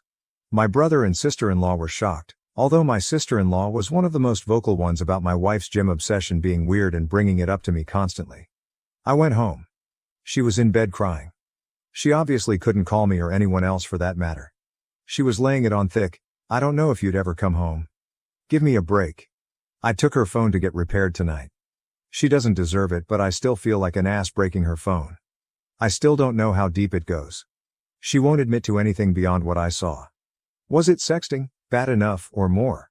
I'm convinced it was a lot more, but she refuses to hand over her phone and is now trying to act like I'm this terrible monster who is abusing her because I broke her phone. Not my proudest moment, but I honestly wanted to body slam her after she punched me. I have never and would never actually touch her like that. Update 2. Not sure if posting something in my profile will be seen by anyone, but I don't feel like making another update in a subreddit. Today my wife asked me to stay home from work so we could talk. She laid in bed all day yesterday trying to make me feel sorry for her, But I paid absolutely no attention to her and ended up leaving the house to go to my family's Super Bowl party. I wasn't in the mood to go, but I wasn't going to sit at home with her. It really bothered her that I left. She kept texting me things like, "Who just leaves like that? When something like this is happening, who is that cold and callous that they just leave to go to a party?" I stayed home today to talk to her. She was full of tears. She's so sorry. According to her, she really was going to the gym twice a day because she likes going there. That's where her friends are. Makes her feel good. It's fun for her. She met this guy there and he started flirting with her. Everyone likes him. He's one of the most popular guys there. I didn't realize there were popular people at gyms. She admitted that she flirted back but didn't mean anything by it. She didn't reciprocate very much at first, but he gave her butterflies, and she just found herself flirting back without thinking. She said it felt like she had a crush on somebody when she was in school when she was younger. They started texting. At first it was just friendly and nothing sexual for several months, but she'd feel giddy every time she got a message from him. She was really attracted to him, but told him that she was married and there could never actually be anything between them. According to her, he kept flirting with her anyway and said, "Sure, we won't cross the line." Until they did cross the line. She said she had tried to resist it for a while, but then one day they kissed. She admitted to enjoying it but also feeling that it was wrong. She must not have felt that bad because she slept with him for the first time later that night. She described it like falling in love with somebody for the first time. All she could think about was him. Is she in love with him? She doesn't know. Is this baby mine? She thinks so, but there's always a small chance it could be his. He always uses a condom, so she doesn't think it's his baby, but they were sleeping together at the time she got pregnant. She loves me. She can't help that there's just this huge spark between the two of them. She doesn't know if she loves him. She doesn't know if the baby is mine. She doesn't know why she did this. She doesn't know what she thinks we should do. The nail in the coffin is when she said, "You would really leave me if it's not your baby, would you?" She had the balls to ask me that. I told her of course I'm leaving her and I wouldn't raise another man's child. She seemed shocked. She said, "Really? With everything we have in all our history, you wouldn't even consider it?" She can't be serious. I told her no, I would never consider it. She agreed to get a DNA test. She tearfully agreed, like I'm supposed to feel sorry for her about it. I don't know who this woman is. She was crying the whole time, but not tears of an ashamed or sorry person. They were tears for herself and meant to try to make me feel bad. Feel bad for what? That her heart is apparently so torn. My life has been reduced to a trashy daytime talk show. The woman who was once my wife, who I considered a classy woman, has turned into complete trailer trash. Today she announced that she's moving in with her affair partner from the gym. She's pregnant, might be his kid, might be mine. She's too embarrassed to go get blood drawn for a paternity test. She spent about a week trying to get my attention, to get me to talk to her, to get me to beg her to be mine. I didn't fall for any of it. I've largely been ignoring her, and when we have to speak I keep it very brief. We've been living together this whole time, but I'm in a different room now and functioning separate from her in all ways. So her pouting and trying to get me to pay attention to her and give her a gold star for not going to the gym for 5 days in a row didn't work. Today she texted me to say she is moving in with him. Somehow I still care about this person. I've already met with a lawyer though. I can care about her as a human being and possible mother of my child without being married to her. Still, it stung to hear her say she was going to be with him. I told her it wasn't a smart move to leave the house. I've even told her she should probably meet with a lawyer. She doesn't care about anything I have to say. I don't think she needs to move in with anybody. I actually feel bad for her that she can't just be on her own. I asked her if he actually knew she was pregnant and wanted to know what story she's been telling him this whole time. She said he knows and he doesn't care if it's my baby, he loves her and wants to be with her. Bizarre. You can't find anyone else? Somebody who isn't a married pregnant woman? Why would you take that on? Doesn't make sense to me. He's scum, but he's a good-looking scum who apparently is gainfully employed and owns his own home, so you can't tell me that my married pregnant wife is your only option here. I just can't imagine being a single guy like that and wanting to put up with this baggage when I could have other options. And if this really is my baby, then what? They'll live with my wife and this weasel 50% of the time. I don't know how my life turned into this mess. And she thinks it's embarrassing to have to go get blood drawn? My wife moved in with her AP last weekend. She didn't take very much at all. Most of her stuff is still in our house. I still get the feeling she was just waiting for me to beg her to come home, but I didn't reach out to her at all after she left. It was a strange mixture of relief, anger, and sadness. I don't think I ate it all until last night. Just never felt hungry. Drank a little too much. But I'm fine. I'm posting this update because I've received a ton of messages from people and honestly it's emotionally draining to respond to each one and to have to type the same stuff out. I just don't feel like talking about her that much. So this morning she texted me to say her AP wants to get a DNA test done, so she's going to do it.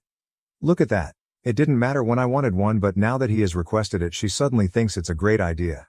She asked if I wanted to submit a sample because it'll be cheaper to have two dads tested as part of one package. I don't even care about the cost at this point, I just want an answer. I don't have to see or interact with them at all. I just have to make my own appointment with the lab to get my cheek swabbed. So this Saturday I'm going to do that and we should have the results within a week. I'll take what I can get at this point because it's better than her dragging this out for another 20 weeks. So that's it, I'm fine. I'm going to work every day. Trying to function. Just feel stuck in limbo. I miss her. Honestly, I hate that she's there with him. It makes me sick. Part of me does want to beg her to come home. It'll be even worse if I find out that it's my baby and she's there with him. Unless he drops her at that news. I won't let myself beg her. I won't play any of those games with her. Update 2. My wife has been having an affair with a guy she met at the gym for at least nearly a year. She's around 22 weeks pregnant right now. She was somewhere around 17 weeks when I discovered she was cheating. She maintained that she was positive I was the father, but then refused to get a paternity test done to ease my mind. We recently had a paternity test done. At the request of her affair partner, and it proves the baby is mine. It's been very mixed emotions for me, very up and down. Originally I thought I just wanted to be completely done with her and not have any lifelong ties in the form of a full-blown human being we shared, but I was sort of happy or relieved when I got the results.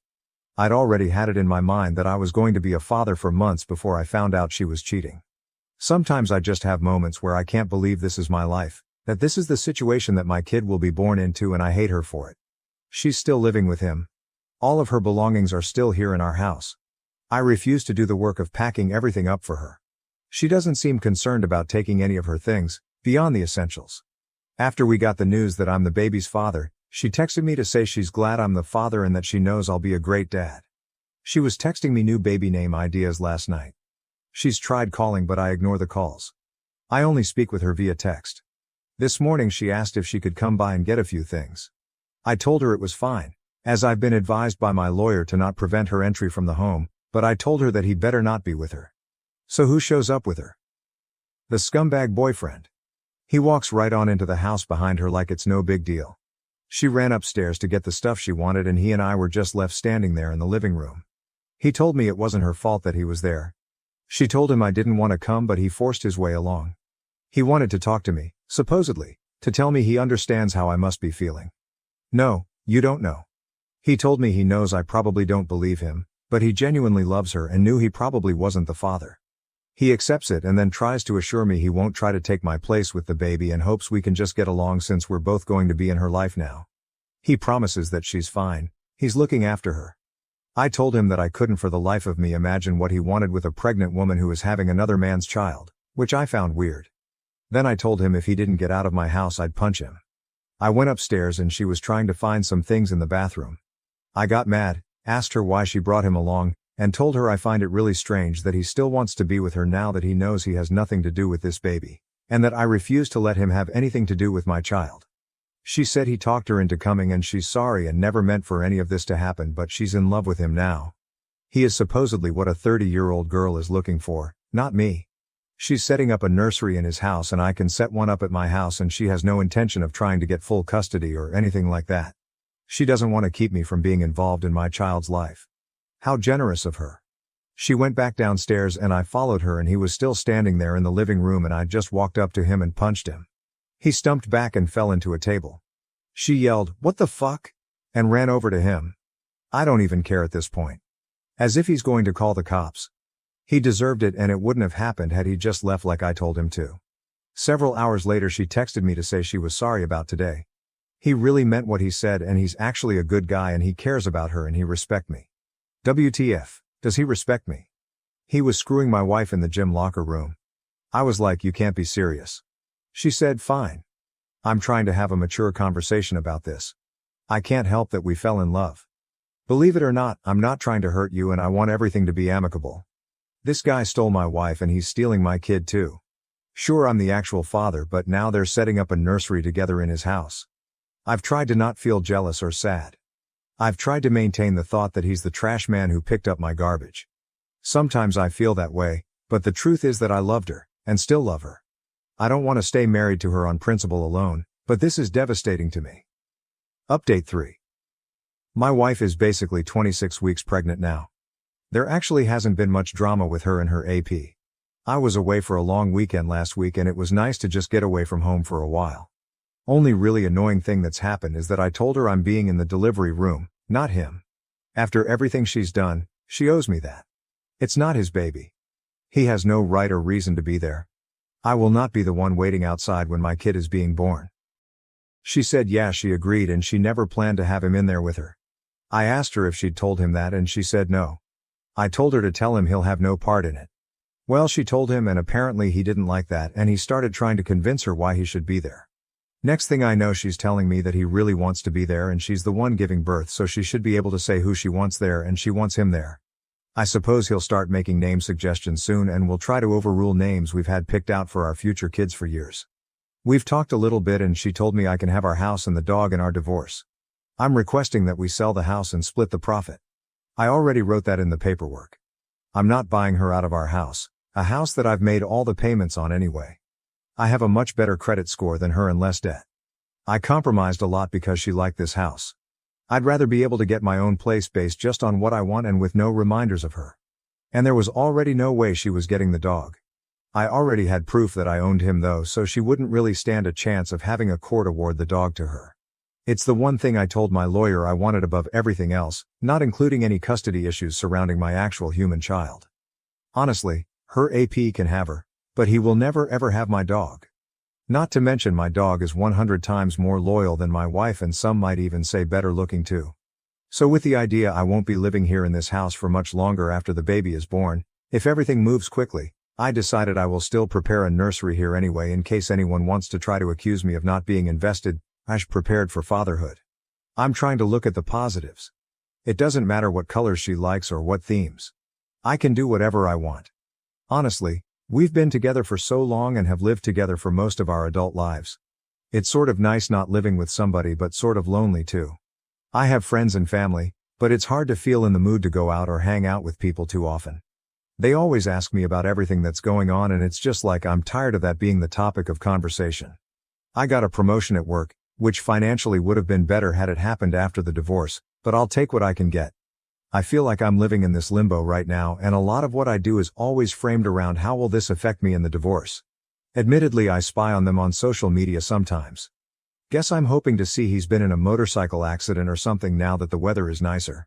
Hasn't happened yet, but he's starting a new company and once that's up and running I can always get all my friends and family to leave 1-star reviews everywhere. Have to find ways to have a little fun. Sorry that I don't respond to a lot of messages or comments. Sometimes I just take big breaks from looking at Reddit since it can be depressing AF.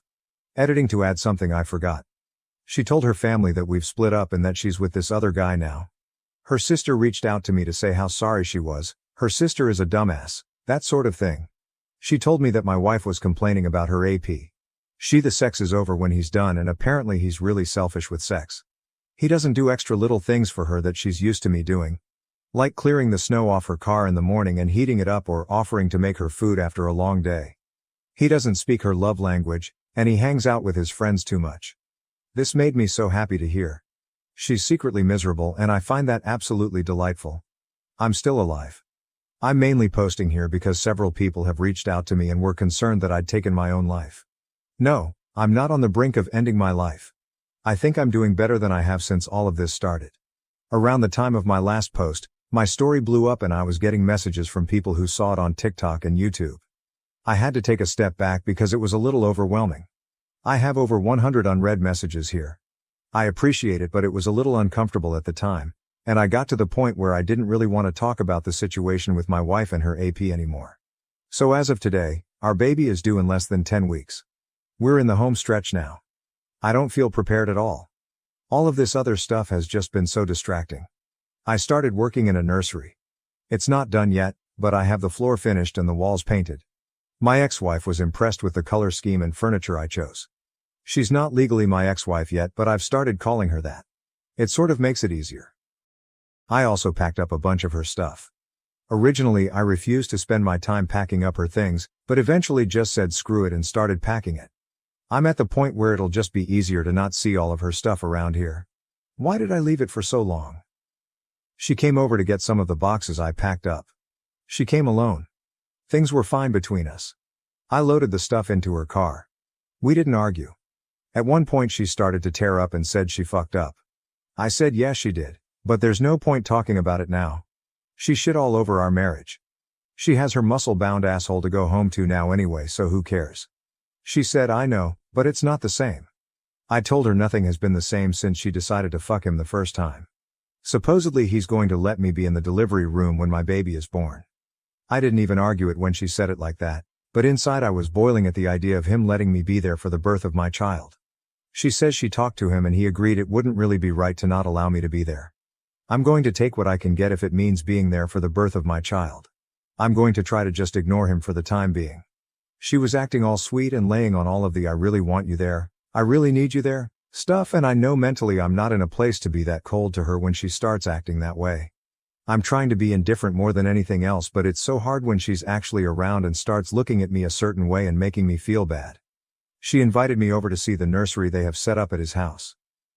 I'm not sure I can bring myself to go into another man's house and look at the nursery set up for my kid.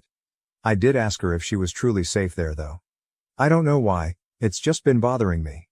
As pissed as I still am, I don't want to find out he's mistreating her, and I definitely don't want my kid to be going into an unsafe household. I haven't told her about anything her sister has told me. They probably won't last, but as of right now there's a very good chance my newborn baby will be going home to his house. It kills me to think about. It's almost soul-destroying to think about if I dwell on it too long. She says she's fine. He genuinely loves her. He's great with kids. He accepts that she's having a baby and that this is part of the package. She insists it's not weird because she wasn't pregnant when anything started between them. I asked her why she did it. Why did she ever let anything start between them in the first place? She said I don't know. Then went into I don't want to talk about this mode and left pretty soon after. Typical behavior from her. Just run away. Overall I'm doing okay. I'm not sitting here depressed and drinking a bottle of scotch every night anymore. I mean on occasion, but for the most part no. I feel more used to my new normal now, and that'll all change yet again pretty soon. New update. I have a baby. A little girl. I'm a dad. She was born yesterday at 11:57 p.m., 2 weeks early. As he's done before, she was having some pains off and on and he left for work yesterday morning. She works from home on Mondays. She told me around 8:30 a.m. she was having contractions 17 minutes apart. The same thing happened not long ago, but then by evening all the pain stopped. I was at work, so I told her to keep me posted. A little later, she said they were 15 minutes apart and she had some other signs it might be actual labor starting. I asked her if she needed somebody there with her. She said wanted me to come with her? I didn't even mean to volunteer myself. She was scared. I didn't even ask why she didn't call him. I left work and went over to his house. Uncomfortable doesn't begin to describe it, but there were obviously more important things going on. He wasn't there. She didn't even contact him. She said she just wanted it to be me and her there. In her words, he hadn't seen her pee or shit herself yet, but I've witnessed all of that stuff already, so she was more comfortable with me there. I really tried to be as nice and supportive as possible. Set the whole thing about her affair, our marriage, everything to the side for a brief time. I don't really know what my purpose was being there, but I think she just needed somebody there so she didn't feel alone. She spent most of the time stretching and doing some sort of yoga labor routine and bouncing on this huge exercise ball. I twiddled my thumbs for the most part and looked through a bunch of his belongings. I was timing the contractions and they were consistent and slowly did get closer together, so I thought it was probably actually going to happen. It wasn't nearly far enough along to go to the hospital yet, and it was getting close to when he'd get home. I was planning how I'd handle that when she called me into the bathroom to ask her if I thought her water broke. It wasn't like in the movies with this huge gush of water. So he got home and I was there. He came into the house and the first thing he asked was, "What are you doing here?" I think he thought something else was going on. "No, you just left and went to work and left her alone when she was scared." He said he was home and he'd be with her until it was time to go to the hospital. He put his hand on my shoulder and said something like, "Thanks, bud, I got it from here and we'll call you when we're on the way to the hospital." He called me bud. I told him I wasn't his fucking buddy and to fuck off. I could tell she wanted me to leave. I'm not sure she really wanted me to leave so much as she was in labor and the tension between the two of us wasn't what she needed and I knew that. It was his house, so what was I supposed to do? I left and prayed they'd actually call me instead of letting me know the next day that my kid had been born. She texted me a few hours later to say the doctor told her to go to the hospital. At that point I still didn't know if I was going to be waiting outside or what he'd decide was best for his apparent wife and child. I was allowed to be in the room. I didn't force my way in there. She said she wanted me to be there. He was there too. By far the single most awkward experience of my life, and the only reason I was able to excuse it was because she told me she wanted me there and I didn't want to miss the chance to be there when my kid was born and to hold my kid before he did. I can't imagine what the doctors and nurses were thinking. Fucking humiliating. Then the guy tried to police what I could see. I put the baby in there. He's fucking watching and it's like this is still my wife and that's my baby. I chose to stay dignified and I ignored him the entire time. I was there to do whatever she told me to do and my focus wasn't on him, but in any other setting I don't think I would have been able to hold back. The baby came flying out. I mean, as far as labor goes. These are the nurse's words and I trust labor and delivery nurses to know what they're talking about. She tore very bad because the baby came out so fast. The baby is so tiny, barely 6 pounds and only 18 inches, but perfectly healthy. I went home for a short rest, although I really couldn't rest at all. I went back today and of course he was there. Surprisingly, he said he was going to give us some time alone with the baby. Not sure if she had previously asked him to do that when I showed up or not, didn't ask. He even brought us all food back when he returned a few hours later. I wondered if mine might be poisoned, but I tried to be nice. He's still not gone, so I'm wondering how long he'll be around. I just can't let myself do anything that will make her try to keep me away from my daughter now. I don't want them making it difficult for me. I'd prefer not to share her name publicly, but I can confirm it's the name we chose for a daughter years ago. He had no say and he hasn't said anything about the name at all. It kills me to see him holding her though. I eventually left because it was just too much sitting there pretending to be like some bizarre company. I'll know I will get my time with her when he's not around. He's already posting them on his social media. I don't know how I'm going to do this, but I'm going to figure it out. I just have to find a way to be the bigger person because I won't let him or their relationship discourage me from being my daughter's dad. I totally get doing anything for your kids now, and if it means having to pretend to get along with him, I will. Relevant comments from OP. It's not about picking me. I just have a hard time not caring about her anymore. The fact that she was carrying my child made it a lot more difficult, otherwise, I could have and would have cut all ties with her. I don't know, I still feel the need to protect her or help her. Hopefully it'll get easier now that she and the baby are two separate people. Honestly, I'm considering doing something pretty stupid. She's getting discharged from the hospital early tomorrow morning. I don't want them to go home with him, so I'm thinking about asking her to come home to our house instead. It's ridiculous and sets us up for disaster. It wouldn't be to be with her. I don't want my newborn baby going home to another man's house. I don't think it's for the baby's sake that I want to stop it. It's for my sake. But it's not like we'd be divorced and living together forever. So we'd live together for some period of time, but eventually we'd go our separate ways, date other people and so on. I can't trust her again. That would probably be worse for our kid in the long run. At least by being in two separate homes in the first place, this will just be the norm for her and she won't have to go through that heartache of being one family splitting into two. I just don't know how I'm going to be able to handle seeing my child going home from the hospital to his house. I'm honestly scared to be present when they're discharged because I'm not sure I can control myself. I caved and I asked her to come home with me when they was discharged from the hospital. I framed it more like, if you don't want to go home with him, you don't have to. I let her know she could come home to our house if she wanted to. She said she can't. Why? Because he's done so much for her. He moved her into his house. They have a whole nursery set up. He loves her. I don't love her anymore after what she did, her words. But he loves her and accepts her even with the baby. She thinks she'll never find anyone who will love her and love our baby too, so she can't risk losing him.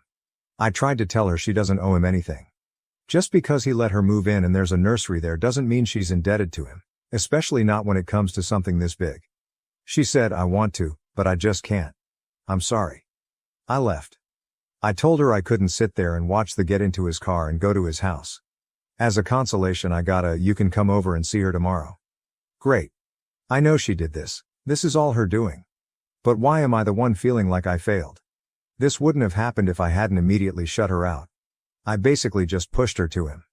OP on the AP posting pictures of the baby online.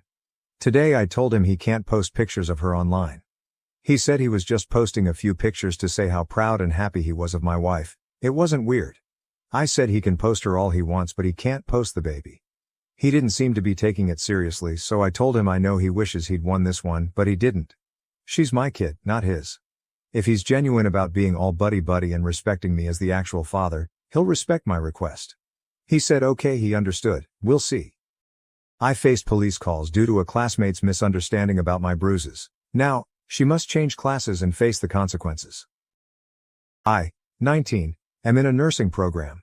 We do a lot of physical exams on each other to practice, which involves wearing shorts and tanks. It's important to mention that I am permanently blind in one eye. I'm constantly running into walls, doors, railings, plants, people, animals, everything. As you can guess, I'm covered in bruises 90% of the time, on my blind side. In the course one day we were talking about signs of abuse and the teacher said constant bruising. I raised my hand and added that it's important to talk to the patient if they're an adult, before calling the police as it could be something else. She asked for an example, so I rolled up my sleeve and explained that the bruises were from door handles of the school which were varying colors and heights. She nodded and agreed. She said that with children, we call the authorities the moment we suspect abuse. With adults, we first attempt to talk to them, and if their reason seems valid, we don't call. The lessons continued, and about a week later, the cops showed up at my door. They told me they had received a report that I was being physically abused and always covered in bruises. I explained my disability to them. They checked my home, talked to my family, and found no further signs of abuse. When I asked questions, they told me they got my address from the university because they take abuse seriously here. When they talked to the university about me, the university was very concerned and just wanted to help me. After the police left, I talked to some people at the university, including a psychologist, just so they could be sure I had no mental signs of abuse. Then life went on. Well, I was still coming in bruises every day, and one of my classmates came up to me. She told me our classmate Kay was telling people she was thinking about calling the police again because I'm still covered in bruises. I got my classmate's report written down, alongside a few others, and waited. Sure enough, police showed up again. Same song and dance, but this time I told the university that Kay was using the police to harass me and I wanted something done about it. The university decided the best course of action was to move her from my labs to the other ones so she couldn't see whether I was bruised or not. She's now told me I'm an asshole and that she was just trying to help me and I didn't need to mess up her whole university schedule. Relevant comments. Deleted user. She really didn't learn the lesson the class was taught, did she? A lesson she needs to understand if she's going to work in this job. If she'd done what the teacher taught, talked to the adult, then none of this would have happened. She brought this on herself. Comment 1. She was harassing you by carrying on calling the police. Once can definitely be out of concern, but after everything was checked out and you were safe, she decided to continue, so it's totally on her. OP, I was fine with the once, it's okay, people make mistakes, but after the second time I wanted to make sure it'd stop. Comment 2, I'm not blind in either eye and I'm also always bruised. My legs and sides always have a big purple knot somewhere. It's a daily occurrence. Multiple doctors have said it's not a medical issue. I just have terrible spatial awareness for where my body is. I run into door handles, my work desk, and counters. I get my clothes caught on stuff all the time. It's entirely my own lack of attention and clumsiness. Comment 3, Kay knew about your disability and literally learned in class about talking with the patient before reporting. Additionally, Kay could be a serious danger to her patients if she did this with a DV case. The abuser may escalate when confronted by police, which can create a dangerous and potentially deadly situation. Comment 4, Kay found out the consequences of 1. Not believing you, and 2. Not minding her own business. She needs to learn to rein that in or she's not going to keep a job as a nurse with assumption-making skills like that. Comment 5, genuine question. How do you get bruised almost every day? Do you have low sight in your other eye as well? Do you wear eyeglasses? I'm blind in one eye as well, by birth. I'm short-sighted, but I rarely get bruised running into things. I usually sprain my ankle due to not noticing unlevel ground or hit my toe on the wall corners due to blind spots once or twice a year, but the peripheral vision and the angle at which I turn my head to keep my eye at center is more than enough to not bump into things so frequently. OP, I'm nearsighted in the other eye. Stuff on my left side is just impossible to see. Glasses get in the way of some of my peripheral vision. Keeping my head turned too long causes stiffness in my neck and I have to be able to turn my head fast and quick. As I said, well, I get bruised a lot. It doesn't interfere with my job. It's something I've grown up with. And I bruise easily. I don't bump into anything at home, but in the outside world I do. Comment 6. I ask this as a nurse, and I mean no disrespect, but are you sure that nursing is the best field for you given that impairment? OP. Yes, I love helping people, and I'm fully capable of the job. I'm the only one who ever gets injured in my daily life, lol. And it's typically because I'm not paying enough attention to my surroundings and don't notice something new and trip on it. Update 1. Okay, so, I'm blind in one eye. I run into random stuff if I'm not paying enough attention. I'm covered in various bruises. Showed this during class while talking about abuse and how we have to talk to adults before calling. Girl decided to call the cops on me twice claiming I'm abused, resulting in me forced to go to counseling, talk to therapists, police, etc. until everyone was assured I wasn't abused. So anyways, it's been a bit since that post and I have big updates on her. I called her K in the other story, so let's stick with that. So anyways, I had previously gotten her removed from my labs. We still shared class, not lab. I figured everything was fine now and she'd leave me alone. But I was wrong. Not only was she spreading rumors that I was abused, but she called the cops again. Apparently more than once, as the other 2 times the cops said they had a report of abuse. This time they said reports. When I asked how many reports, they said that it was multiple people. So I don't know if others in class called or she had her family do so. I just don't know. They couldn't tell me who called due to privacy when it comes to reporting, to try and make sure abusers don't attack the reporters. Apparently my university had attempted to stop them when the cops spoke to them, but the cops had to check anyways, so they came after talking to the university anyways. And again we did the same song and dance. I told them I felt like someone was using the cops to harass me. And the cops took this. They said no one would show up again. And anyone that calls would now have their name taken down, and if they call after being told not to, they'd be charged with harassment. Well, that was about a week ago, and someone continued calling, tried to claim a different name, didn't realize they record phone numbers as well. So there's your update on K. She called again, and again, and again until it got her charged with harassment as well as misuse of police resources. Not certain what's gonna happen going forward or if I'll be called to testify. I'm not certain what's happening, but I haven't seen her since I was informed that she's still called, which I found out from another classmate. Relevant comments. Deleted user. What's the school doing about this? Is she getting expelled for harassing you? OP, seeing as she's probably ending up with a criminal charge, she will be expelled. Comment 1, you're not just protecting yourself. You're protecting the patients she might have had in the future. She's got big issues. Comment 2, this really pisses me off. My toddler has von Willebrand disease, so her blood doesn't work the way it should. She is so covered in bruises all the time that she looks like a Dalmatian. She also has paper-thin skin, so she has many cuts in a day. One day she even got the corner of her eye open from the corner of a pillow. Last summer we got a call from the CPS. Someone called them that we are beating our child and that they have seen it. This is not true. And if you really saw a parent beating their 1.5-year-old child, wouldn't you stop it when it was happening? Not called a week later. Best part was that we weren't even in the country when the beating took place. Someone was just mad because we have been renovating our house and the noise was too much for them. Pure harassment. Comment 3.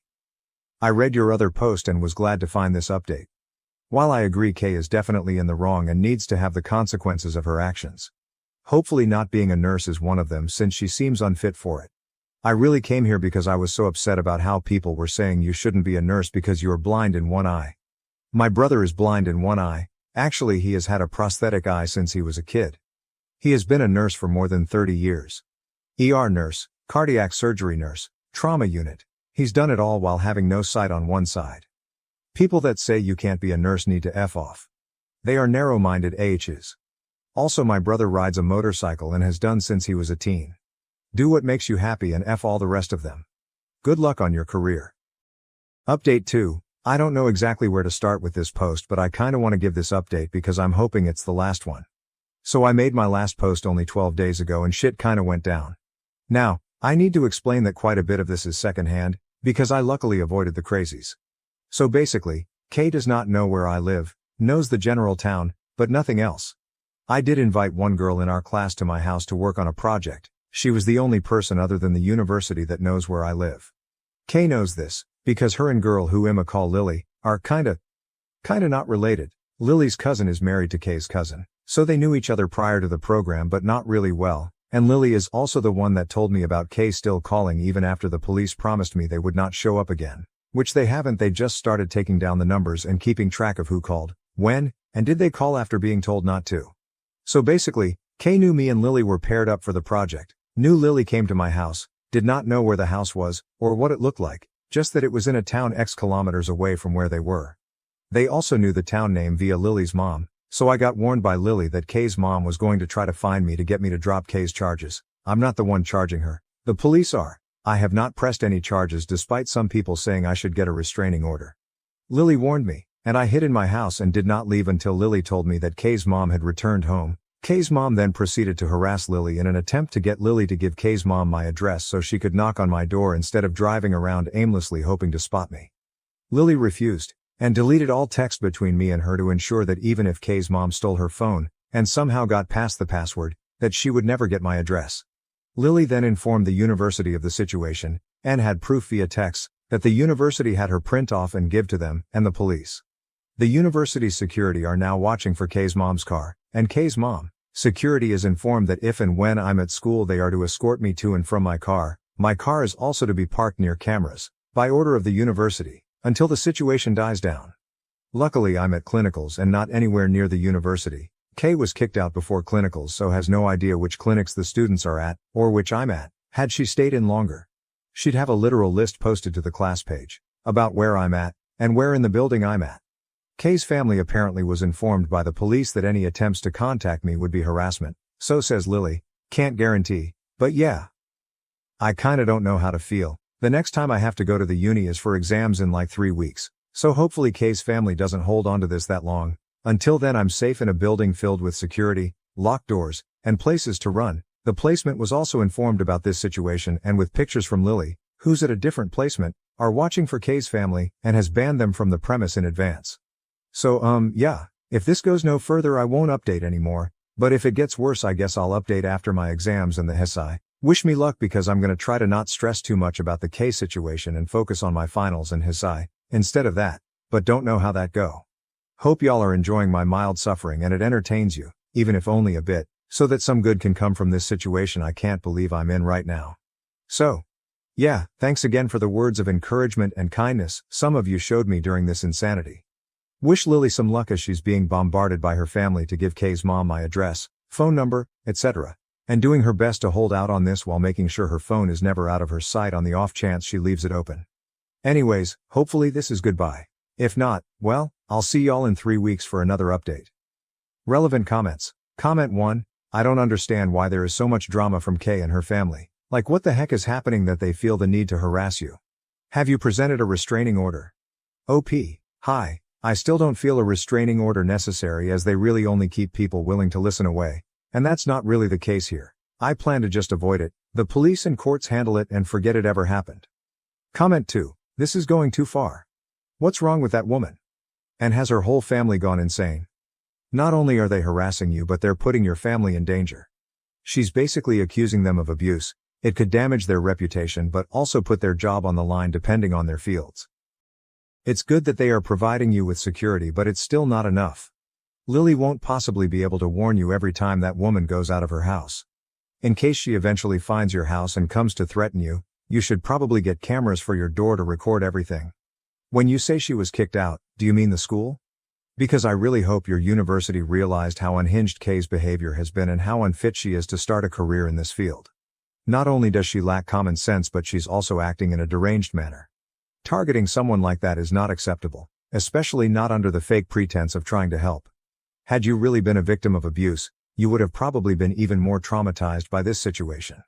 OP, hi, so yes my house has cameras already, and Kay has been removed from school due to pending charges and should they fully go through she will never come back. Her access to everything has been suspended and she's basically already expelled. They are just awaiting charges to go through before they actually push the expulsion through. My mom tried to force a reconciliation between my sister and me, but it backfired. Now, I don't know if I want her in my life anymore. I started dating my brother's best friend when I was 16. We were together until I graduated high school when he proposed and I rejected it. There was a lot of drama, with my family asking me to reconsider because we could have a long engagement, or make a promise to reconcile. My relationship with my brother, 36, suffered for a while, but the one with my sister, 32, never recovered. She was sure my ex was the best fit for me and became unbearable when she started dating my ex's brother. My ex was invited everywhere by my siblings, even to some family holidays, But I didn't say anything since he was their friend too. That is until my sister started to push for us to get back together. My sister did everything from trying to get us on blind dates to making us share a room during holidays. No matter the occasion, my ex was invited to it. After a while I had enough and asked my parents to intervene. They were clear with my siblings and stopped inviting my ex to things or allowing him to tag along so much. It was slightly better, but while my brother backed off, my sister didn't. It all came to a crash when I met my husband during a semester abroad. He was from another university but the same country, and we just clicked. It was magical for me, and we got engaged after dating for a year. My family was very happy for me, except my sister. She kept insisting I was in the honeymoon phase and will grow out of it. I clearly didn't, and after many, can't express enough how many, fights and attempts to reunite me with my ex, I simply let her know if she pulled anything again I will stop talking to her. What does she do after that warning? Makes me her MOH and requests I spend all my time with the bridal party, aka my ex, and sets one of her friends as my husband's date. We didn't realize until we were at the reception and the poor girl tried to make a pass at my husband. My sister said that since we are not married it was okay to explore things with other people. I left the party and the next day spoke with my parents and brother, explained that while I won't make them choose, I will not talk to my sister ever again, and if they try to fix stuff between us I will simply cut contact with them too. My mom was devastated and tried to negotiate, but my dad and brother said they would respect my decision, and apart from 2 attempts from my mom I haven't spoken, written, or anything with my sister in the past 6 years. My sister has tried everything to reconcile with me. From gifts to tantrums, but I simply don't talk to her at all. If we are at a family event or dinner I simply act like she doesn't exist. At first she made snarky comments or tried to create drama, but since nobody backed her up she gave up. She did have a meltdown when she was informed she was invited to my wedding but would not be part of any preparation. My brother says he feels guilty for going along with it for so long, and his relationship with my ex has suffered since my ex. They still talk but they are not as close anymore. The issue. My mom's birthday was a couple of weeks ago and I finally announced we are expecting our first child. This is not the first grandchild but is the first granddaughter. Everybody was very happy except my sister. My mom noticed that and asked me for tea the other day. My sixth sense told me not to go, but I wanted to be positive. The first thing I noticed when I arrived was my sister's car. Then as I entered the door there was my sister, her husband, my ex and my ex-male. They wanted to have an intervention since my childish tactic has gone for so long. My ex said that he was just trying to be romantic, but he understands I couldn't appreciate it. His mom said I was just hurting my sister for wanting the best for me, and she apologized already, so I need to forgive her. I was just sending texts to my family, dad, brother, husband, and looking at my mom in disbelief. My Bill had the balls to tell me I was a hurtful person and I need to learn how to act like an adult since I'm having a baby now. Then my mom began reading a letter about how hurt she was that her daughters weren't close, how my sister was wrong but she was well intended, etc. Then my sister read her letter and began crying and telling me basically another version of what the rest did. I said nothing to anybody, just sat there until my brother arrived. He was angry beyond anything I've ever seen before. He grabbed my stuff and told them all he was really disappointed and disgusted. We went outside and sat in his car until my dad and husband arrived. By then I was just sobbing and he kept saying sorry.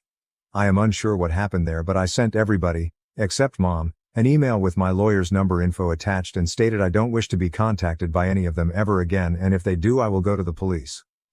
Nobody has contacted me, but I know from my dad my mom and sister are hysterical. They told him they hope to repair things and for my sister to be able to be in my baby's life. Maybe possibly being a godmother. My dad is staying with my brother at the moment. They support me but some others in the family don't. I've even had mutual friends call me since they are worried about my sister's well-being and asking me what happened, since she is now going by the narrative that my husband is keeping me away from my family.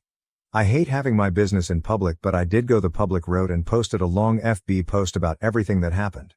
Sister, Bill and ex are being dragged, which even if it wasn't 100% intended I feel is deserved. Now, my mom has been inconsolable, which does make me feel bad, but not as bad as she made me feel with her little intervention. I agreed to have a talk with her a couple of days ago and laid the ground rules for any possible future interaction, including therapy, family therapy, clear boundaries, no sharing information about me with my sister, and separate holidays. Most important, if she ever pulls anything like this again she will for sure be cut off. She feels this is too much but is willing to do it. She thought it meant immediate access to baby news and it is all solved, but I told her it is a process and she needs to prove she has improved. My dad and brother refuse to talk to my sister and they keep apologizing for not stopping it earlier. We've forgiven them since they were able to move on and grow. My husband supports whatever I decide, but my MIL is unsure. Cutting my mom's access to her granddaughter is the way to go, but says it is ultimately my decision. I am torn about what to do with my mom. Relevant comments. Commenter. What is their logic? Like, now that you're pregnant, you should stop playing make-believe with your husband and realize your happiness ever after is with your ex. What about your baby? Your ex and his family are gonna accept her. OP, my sister claims she is not trying to get us together anymore, but that I can't take away her chance to be an aunt. She says I'm a bad sister for being close with my SILs, who are amazing people. I obviously don't believe her. My issue is what to do with my mom. Commenter. She couldn't be your best friend without you dating your ex? OP, I wish I could tell you, but I have no idea what her thought process is. My husband has the theory she is just mentally unwell. The ex. The most ridiculous and scary thing is he still has the mixtapes, CDs, I made him when we were dating. Those things are about 20 years old and he still holds on to them. Commenter, I'm kind of surprised your stalker ex, and yes I will call him that, is still in your brother's life. That said, hold firm with your mother. No timelines. She has to show she can stick to your rules. Sister needs to live with the consequences of her actions. OP. To be fair to my brother, he did start to cut him off when I told my parents I was very uncomfortable with my ex around all the time. I was living away for college but would visit my family during breaks. He also made a very big effort to make my husband feel welcome, which deteriorated his relationship with my ex even more because he felt betrayed by my brother.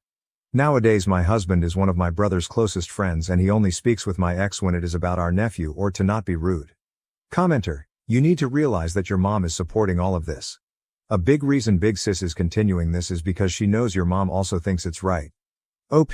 This makes me very sad since my mom was always so nice to my husband and now I am re-evaluating their whole relationship. OP's background and culture, not Indian nor from a religious family. My parents were good, nice parents. They thought it was a romantic thing at the beginning but later realized it wasn't. They encouraged me to go to college and everything. Now I know my dad actually supported me and my mom might have just played along and have the same beliefs as my sister. My sister had this idea we would be best friends married to brothers. Update 1. The edit I wanted to post but couldn't. I want to thank you for the amount of support and advice so far. I want to give a little more info that is in my comments since there are too many for me to answer them all individually. My ex and I broke up when I was 18, he is 37 now. The reason for our breakup was that I didn't want to get married or engaged. My sister's insistence comes from the fixation of wanting the both of us to marry brothers and being best friends. My mom has always been so nice to my husband, but I am beginning to think it was all a facade, which makes me very sad. My ex has been with people since the breakup. He also has 2 kids with an ex, but he's never been married. My sister says that is a very romantic thing to do since he has only ever wanted to marry me. I should also mention his obsessive behavior is not only with me. I know from the grapevine he was very similar with the mother of his children, but now he is refocusing on me because my sister is encouraging it since she needs his help on getting back in my good graces so she can be a good aunt. My brother did start to cut him off when I told my parents I was very uncomfortable with my ex around all the time. I was living away for college but would visit my family during breaks. He also made a very big effort to make my husband feel welcome, which deteriorated his relationship with my ex even more because he felt betrayed by my brother.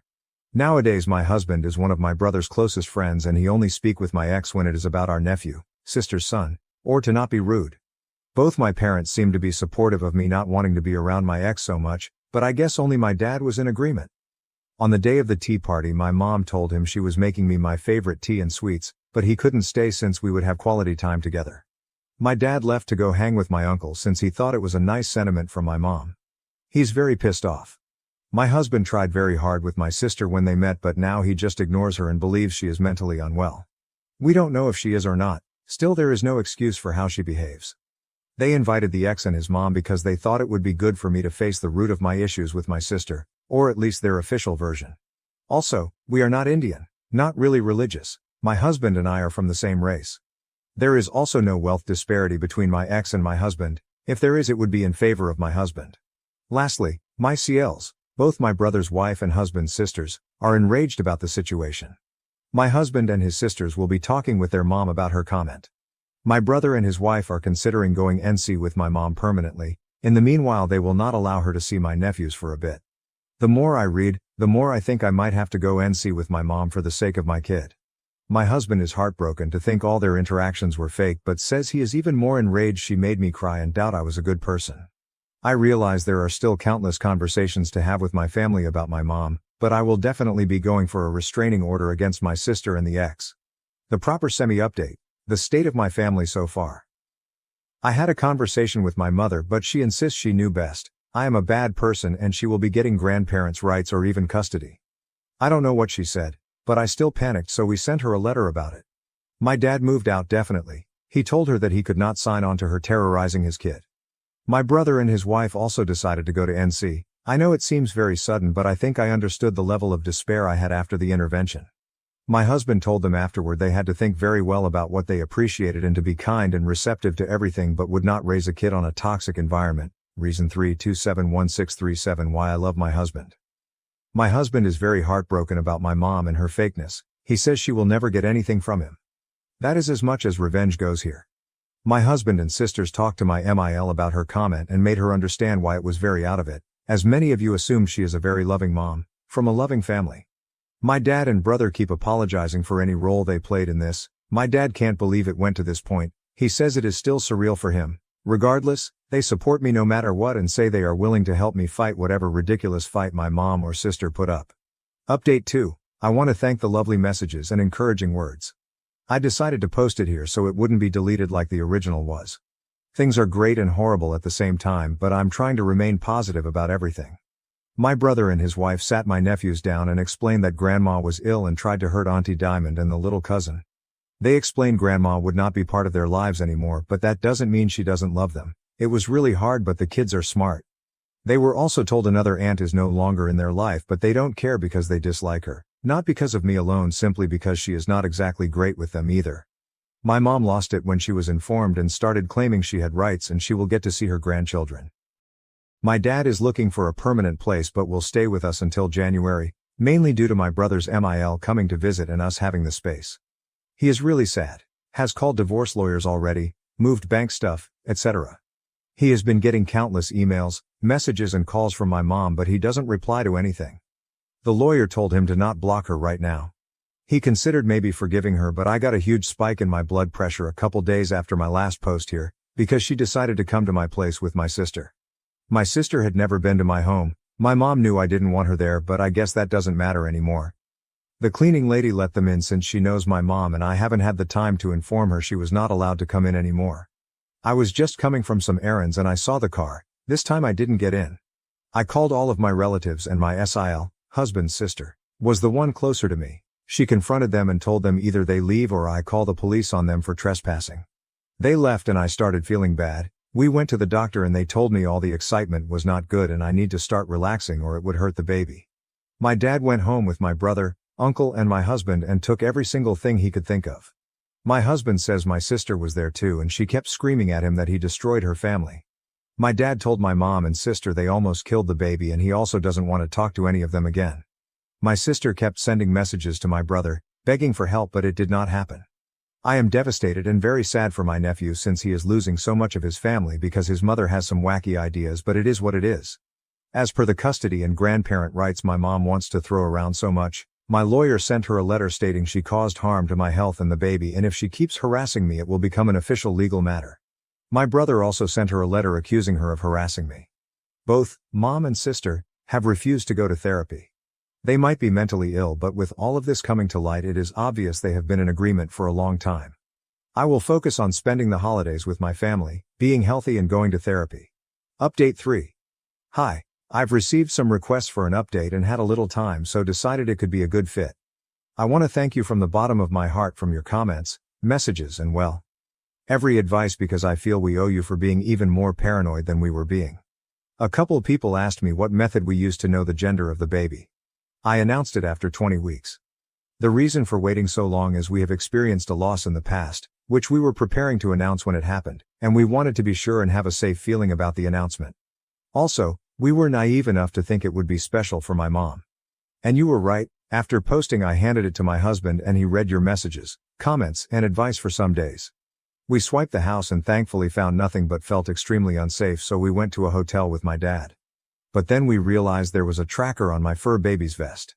He is a very small dog and gets cold a lot, so he has a funny vest. Never in a million years would I have thought of looking there, but we discovered the tracker when my dad walked him around the hotel area and my sister came and asked him about me and reconciliation. I was really upset, so we decided to move. Thankfully we can afford it. We are renting at the moment and also renting out our place, so it is not just empty. I used to love that house, but now I feel it is ruined and tainted somehow. Sadly, my parents' house feels the same, and not only for me. We all, brother, husband, dad, SIL, and even my husband's family, changed our numbers, got new electronics and notified employers, friends and police. We also started therapy and family therapy. My dad and brother feel extreme guilt over the situation even if I've truly forgiven them, but we are healing as a unit. My sister and mom insist they are not wrong and they don't need therapy. My dad made a new will in which my sister's son gets a trust fund and some inheritance, but my sister gets a token amount. He is truly done with her.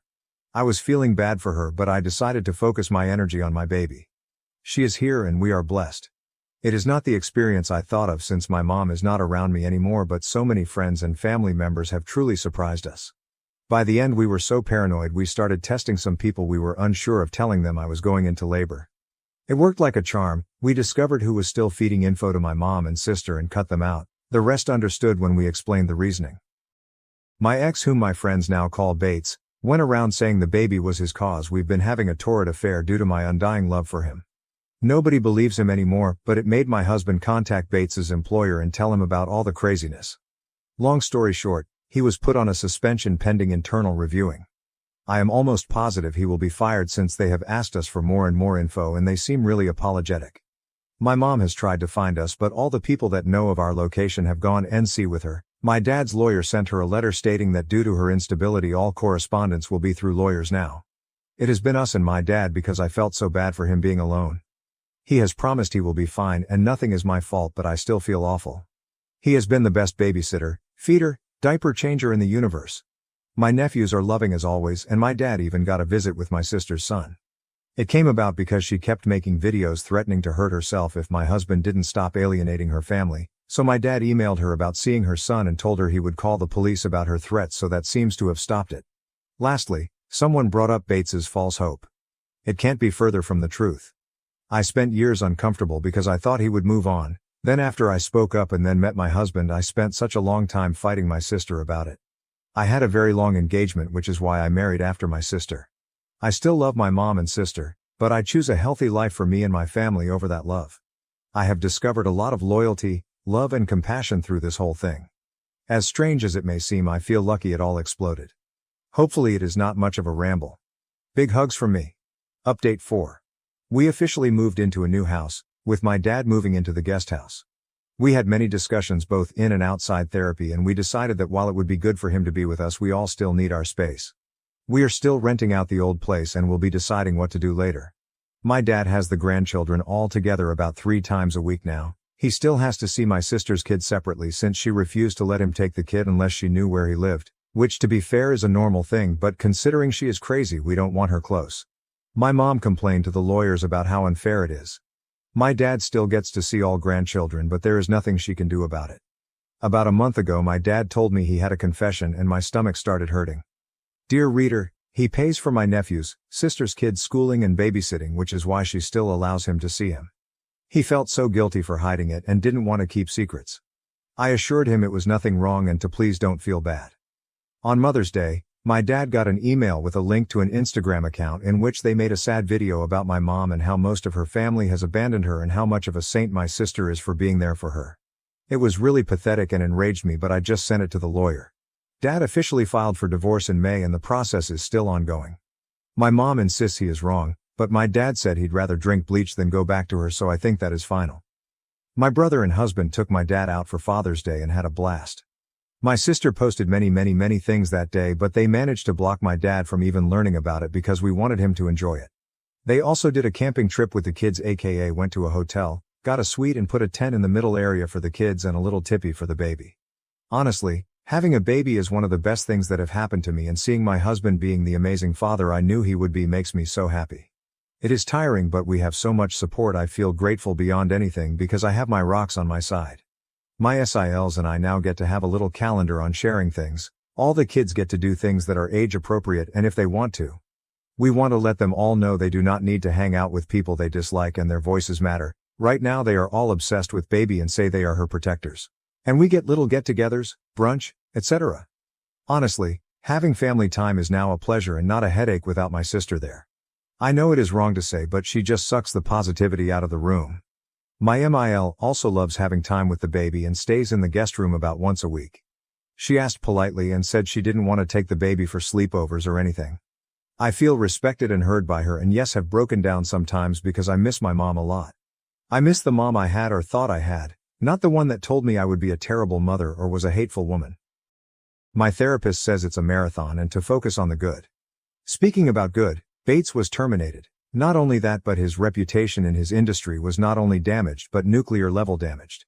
So was his brother's, but because Bill is not in an industry that cares as much about reputation, he still has his job as far as I know.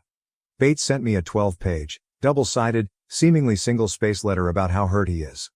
I am denying him what's his, and my husband is so threatened by him that he had to go and destroy him professionally because he would not be able to destroy anything else. I said it seemed because I didn't read it, my lawyer did and gave me a summary.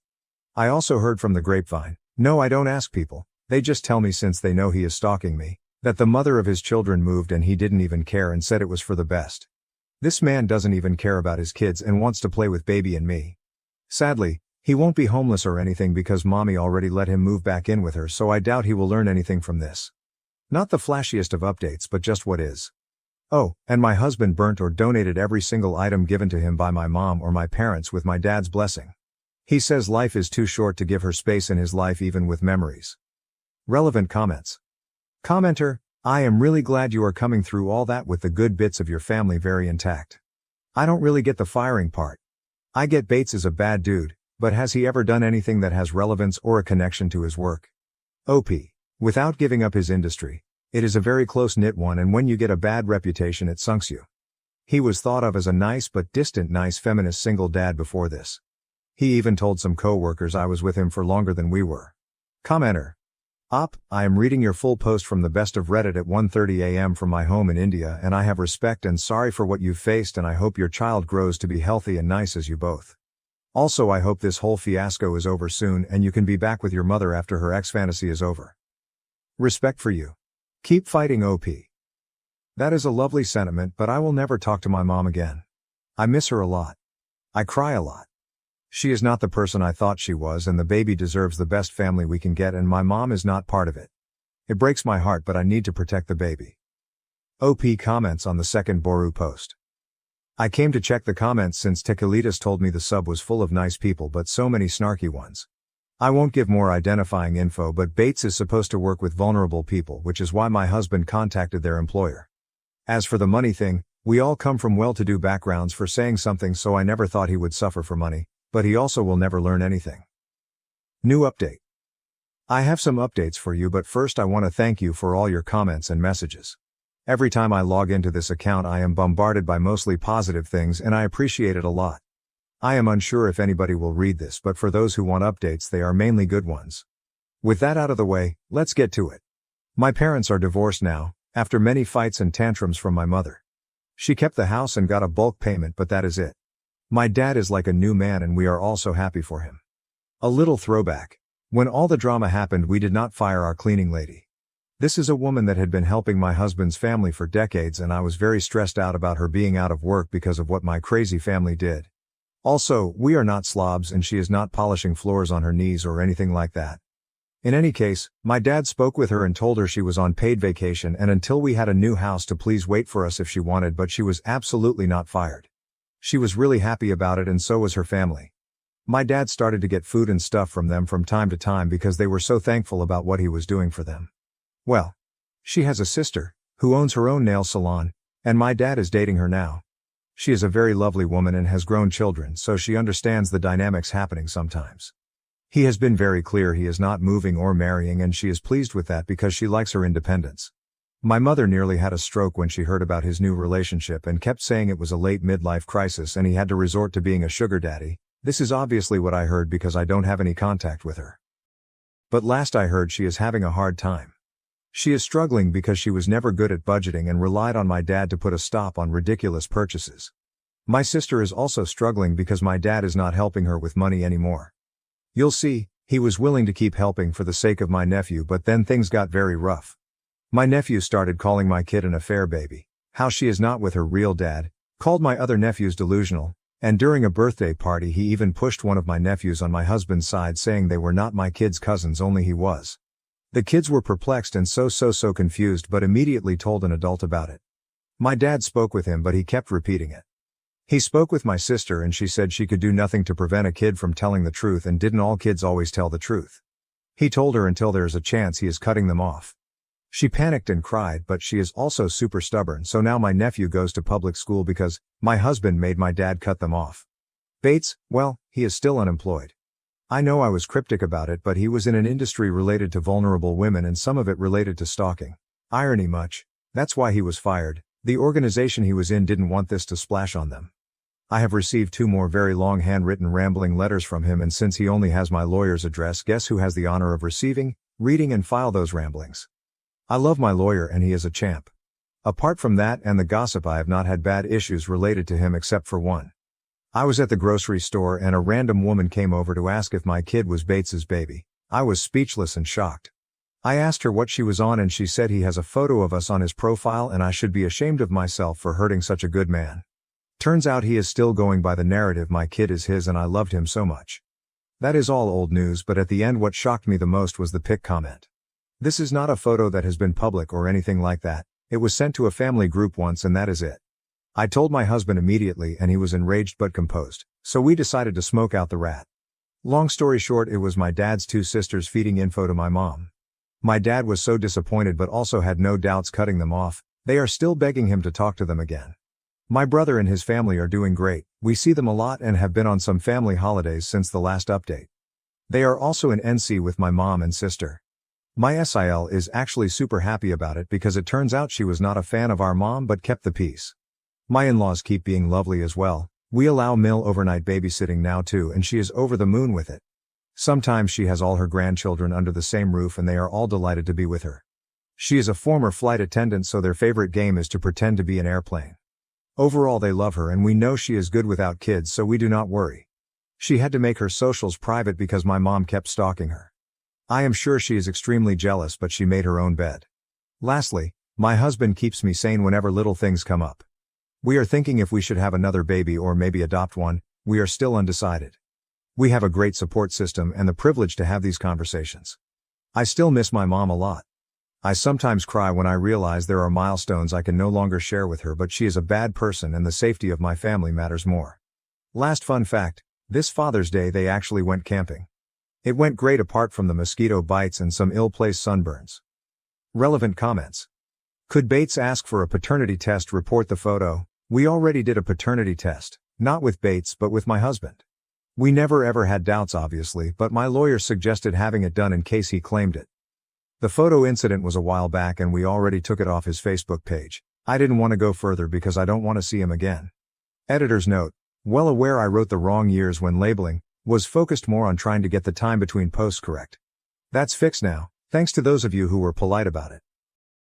I fell in love with a married man while engaged to my fiancé of 6 years. Now I regret it and am trying to reconnect with my fiancé. We have been together 6 years now, and during the 3rd year of our relationship I cheated on him with a close family friend.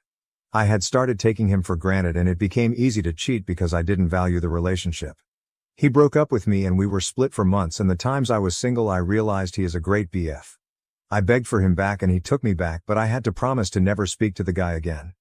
I'm happy to say I never cheated since then and haven't been tempted at all. I understand how great of a partner I have. That being said, the guy I cheated on was a close family friend and recently I rekindled our friendship behind his back. Nothing romantic. Have you ever met someone who is a terrible partner but a great friend? That's him. I hated the fact that I let a stupid mishap ruin our friendship. My fiancé found out and was angry. I apologized and we talked and he needed space. He sent me a text of his demands to continue the relationship and I copied and pasted it. His text. After doing some thinking, I can't trust you. Whether it was platonic or not, this is the 2nd time that I know of where I have violated my trust. The hardest part isn't this, but now I have to wonder how many times have you violated my trust or done something behind my back that I just don't know about. You claim this is it, but how can I believe you? I love you and want to work on this relationship, but it's going to require a lot from you. We are postponing our wedding indefinitely. When we first got back together, it took 10 months before I felt secure in the relationship again. I have no idea how long it will take to feel secure again. Eli, I changed the name, will be blocked on everything and you're to never speak to him again. This now includes family events. If you know he will be there, do not attend. If you didn't know and he attends, you are to ignore him. I have unrestricted access to phones, social media, emails, etc. Every password I want to know for any device you have. No hanging out with male friends alone. You are to be home by 1 if you do go out with your homegirls. There will be more, but these are my demands and they aren't up for discussion. If you aren't willing to do it, then the relationship is over. Take your time to think about it. End of text. I called him, but he said he's not arguing with me about it and won't call him back until I decide what I want to do.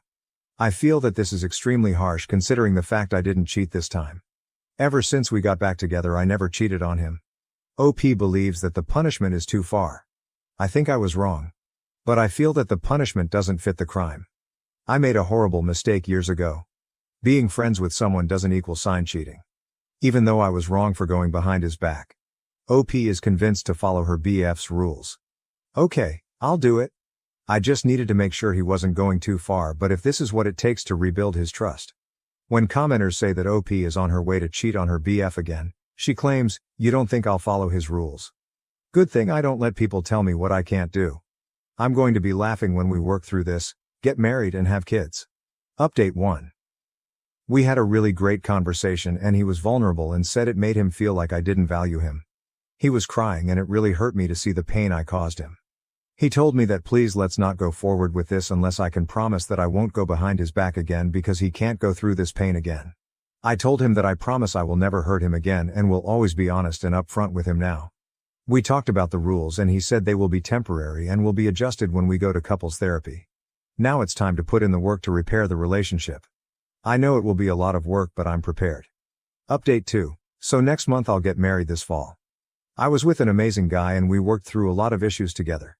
I thought I loved him and I think I still do, but not in love with him. About 3 months ago at my job, we got a new coworker who is very handsome and extremely attractive. I mean, I have never been so physically attracted to someone in my life. We started to deepen our friendship, but romantic feelings came. I repressed mine, but to my surprise he confessed his feelings to me as well. I told him we gotta think about our spouses, but our feelings continue to grow. He told me he stopped being affectionate with his wife because he feels like he is cheating on me when he does that. He only wants to be affectionate with me. I've started doing the same thing and haven't been intimate with my partner. The big thing is a lot of people will be hurt when this comes out. He can't divorce his wife right away because of finances, but he will as soon as possible. I have to call off the wedding, but I really don't want to hurt my current fiancé.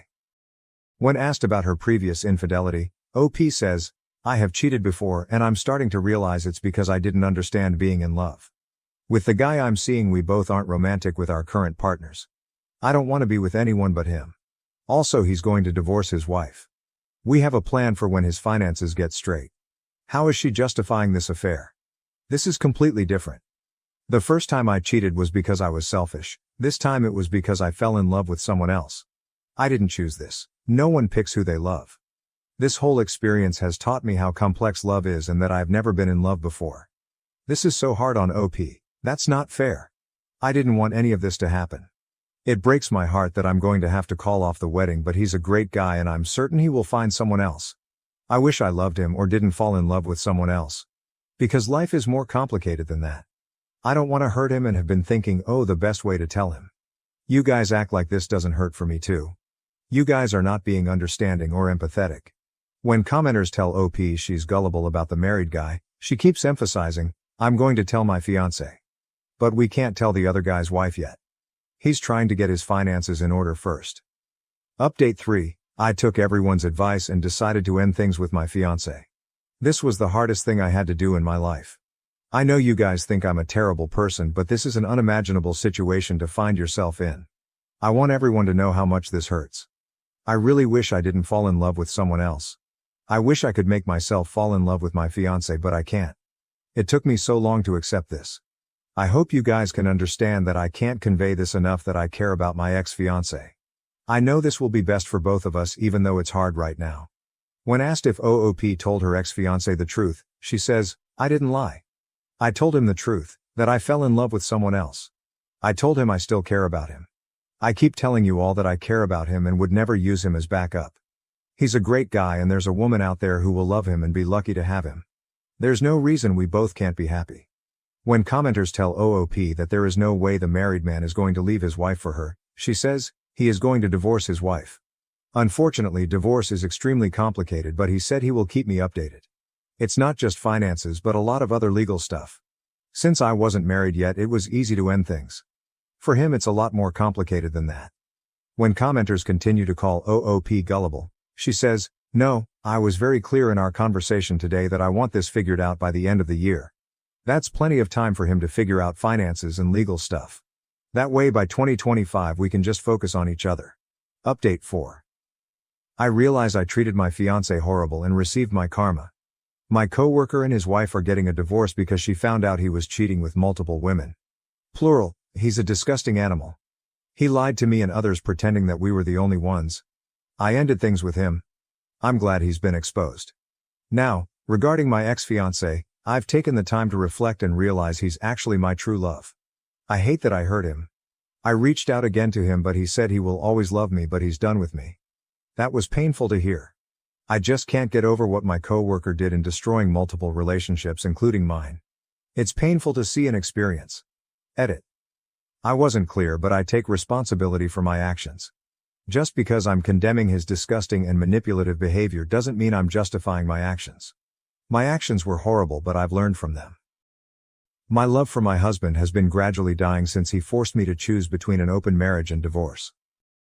My husband, Leo, 34, and I, 30, have been together for 7 years, married for 4 of them. We don't have any kids and we don't intend to. 2 years ago, Leo asked me for an open marriage. I was devastated at the time. I couldn't understand why he didn't just want me. I couldn't even comprehend the idea of sharing him either.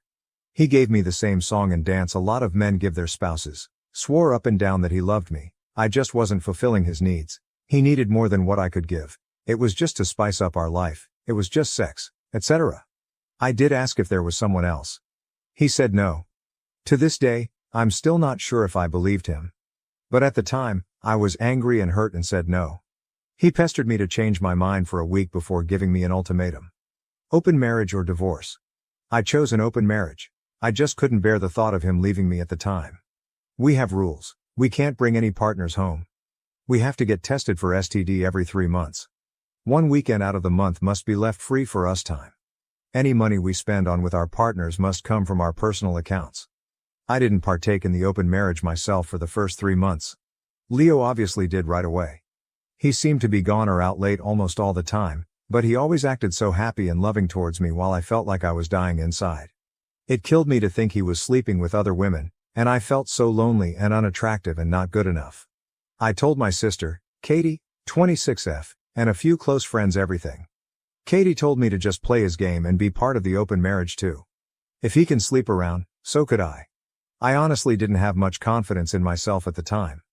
I'm a bit overweight and I've never considered myself conventionally pretty. I was afraid this would just humiliate me further. Katie and my best friend Jessie, 30F, set up my online dating profiles for me. I got so many matches that it was overwhelming. When I told Leo, he was surprised, but told me to do whatever I thought was best. Jessie helped me choose my first date, and I actually had a great time. He didn't pressure me for sex and took me out to drinks and dinner. We did have sex eventually, but it was all just casual and we didn't see each other after a couple months of casual dating. That first guy really made me feel more confident in myself. So I kept going on dates with men. A lot of them wanted to treat me, so I didn't have to spend much of my own money. Not only that, but some of the men have given me the best sex I've ever had in my life. Almost like the kind of sex you read in romance novels. It's been amazing. I am currently seeing 2 different men, alongside Leo. One, Mark, 38M, is more of a steady boyfriend I've been with for about 6 months, and the one, Steven, 25M, is very casual, mostly just hanging out and sex. They know about my open marriage, other relationships, and are fine with it. My husband has not been so lucky. In the beginning, he definitely was. He was always out and about and didn't seem to care even when I started dating too. But now he just complains a lot and hasn't been going out much. He whines about how he's usually the one spending money. A lot of the women he tries to be with want an emotional connection before sex.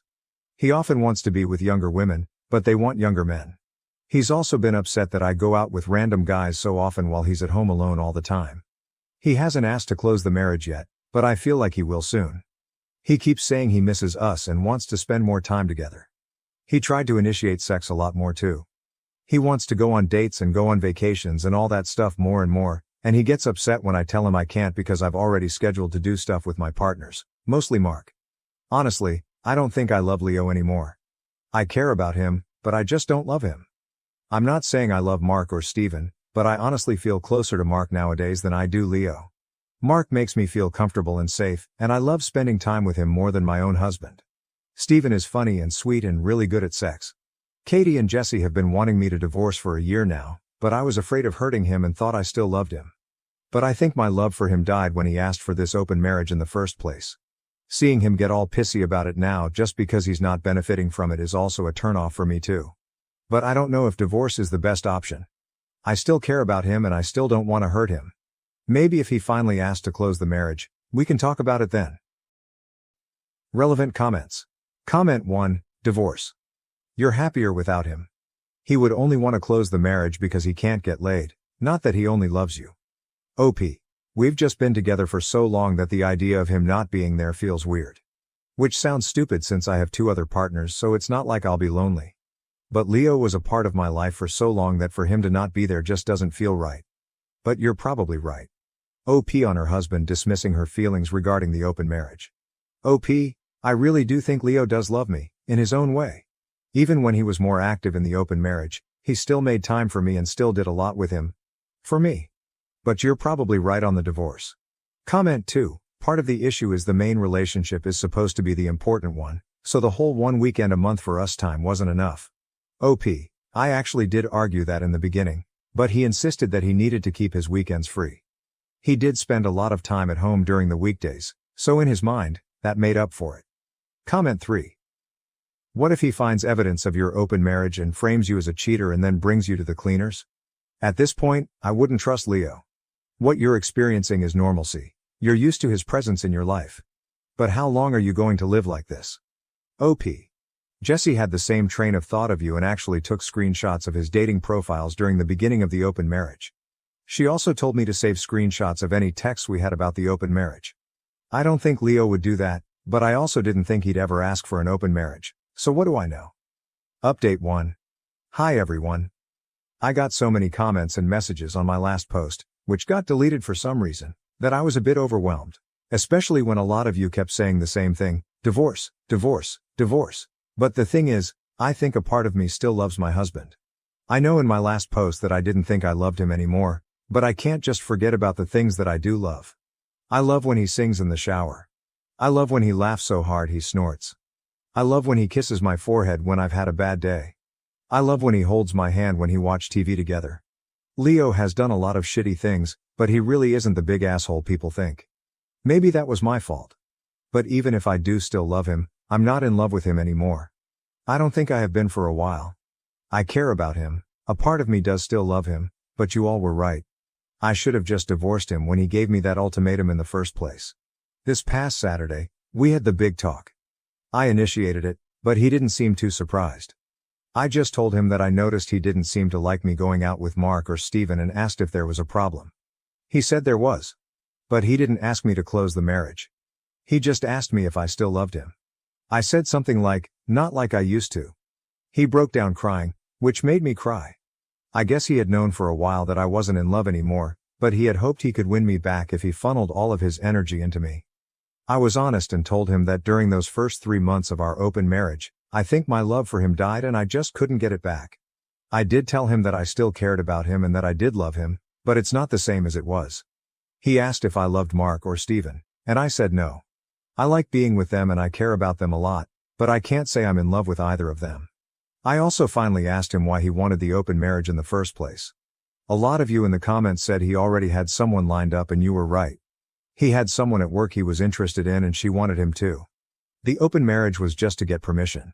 He honestly never expected me to also get my own partners because of how unconfident I was, But he didn't want to stop me either because he thought nothing would come of it. He didn't really like me seeing other men, but he knew it wouldn't have been fair to tell me no when I gave him permission first.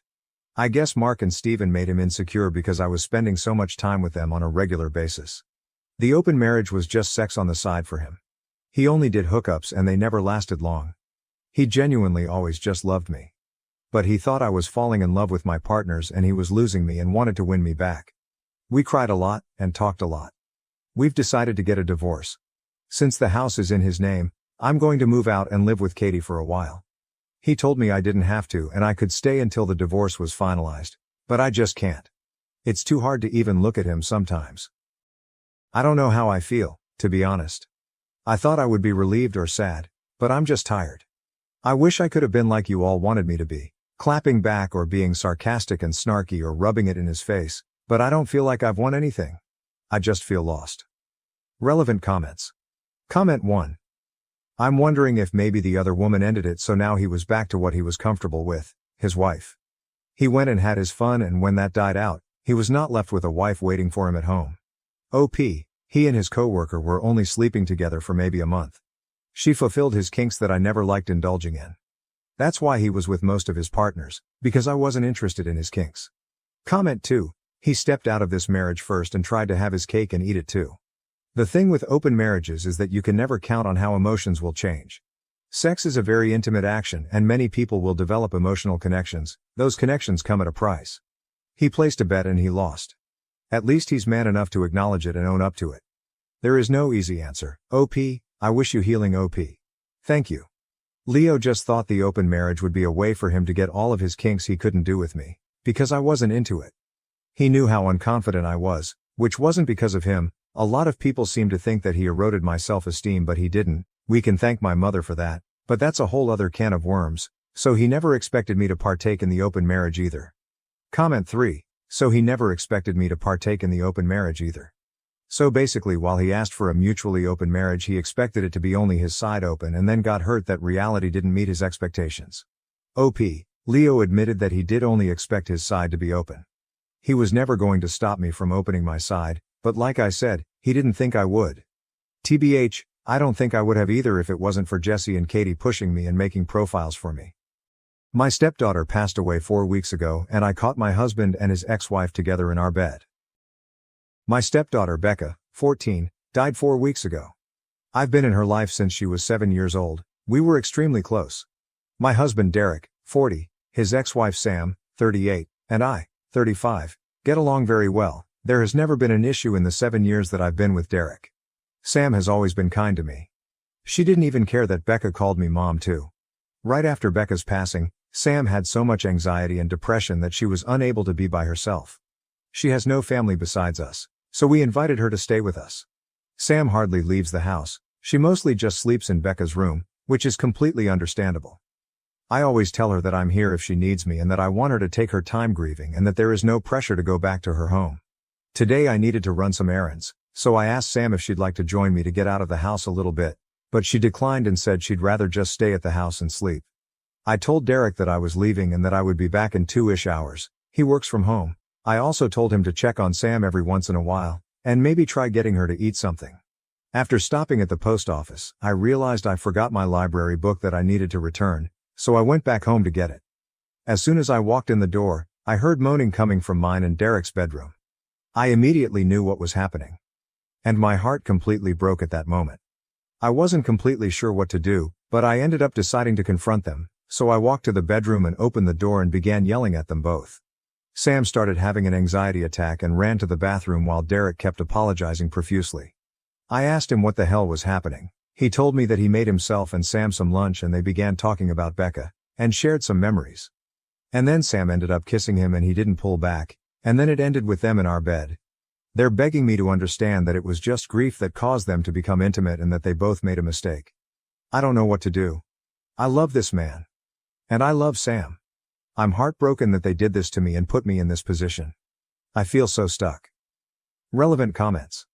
Comment 1, that would be hard for me. I understand grieving, but how is this excusing cheating? What happens next time he is sad? Edit.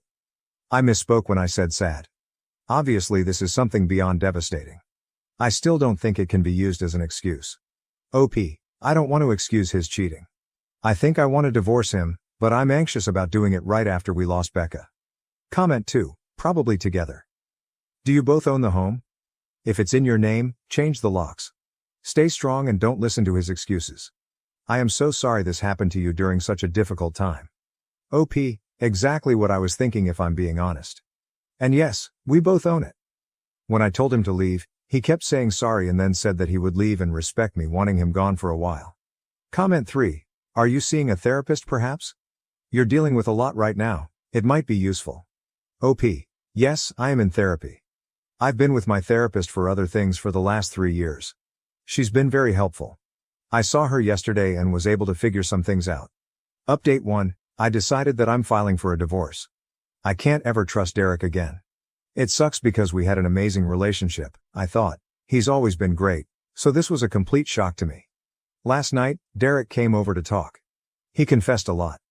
Turns out it wasn't their first time having sex like most people thought. They've been having sex since 3 months before Becca died. I am completely shocked and heartbroken. Sam also reached out last night and thanked me for everything I've done for her, and told me she was sorry. I didn't respond, I blocked her. I did so much for Sam and considered her a friend, so this hurts a lot, more than I can handle. This is all too much. As hard as this is gonna be, I need to leave Derek and cut them both out of my life. I am ready to do so. I am done. Also, some people are saying I deserve this because I should have known better than to let Sam into our home, around Derek. But, you need to understand that I'm a giving person. I trust people more than I should. I truly thought Sam was an amazing person.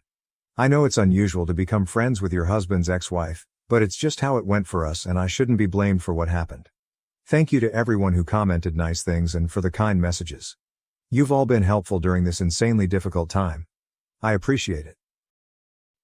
Relevant comments. Comment, out of curiosity, what are his excuses for cheating?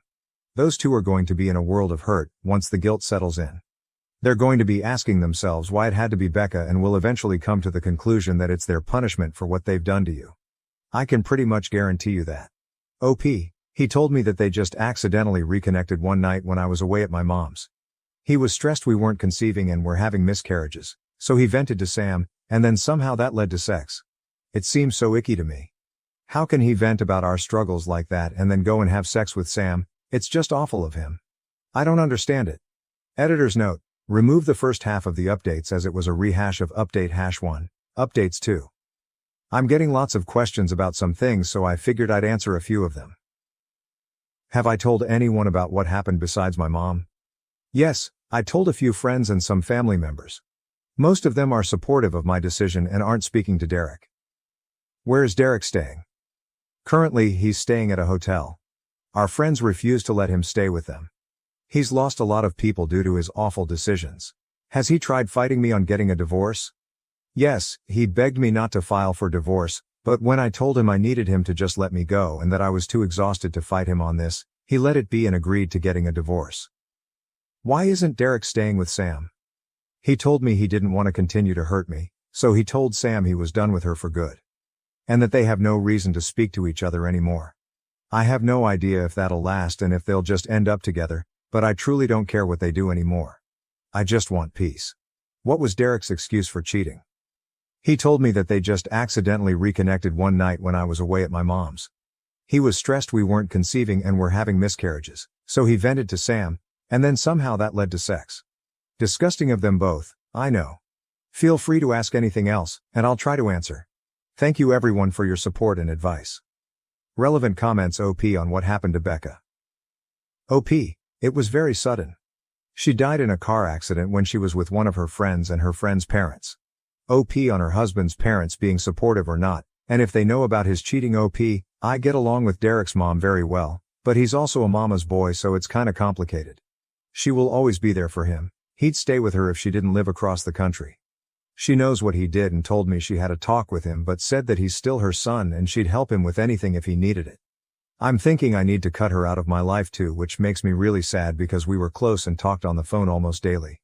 OP on if she has children with her husband. OP, we've had 6 miscarriages total. All of them were in the first trimester. More updates. I just found out that he is staying with Sam and not at the hotel. He told me it's too expensive to stay at a hotel and Sam is the only one that'll help him right now. I had a feeling this would happen. Just knowing that they are still probably sleeping together hurts my heart. I talked to a lawyer this morning and we are proceeding with the divorce and Derek agreed to it. It's actually happening. And I feel some relief that he's not fighting me on this. My mom leaves on Sunday. I'm scared to be alone.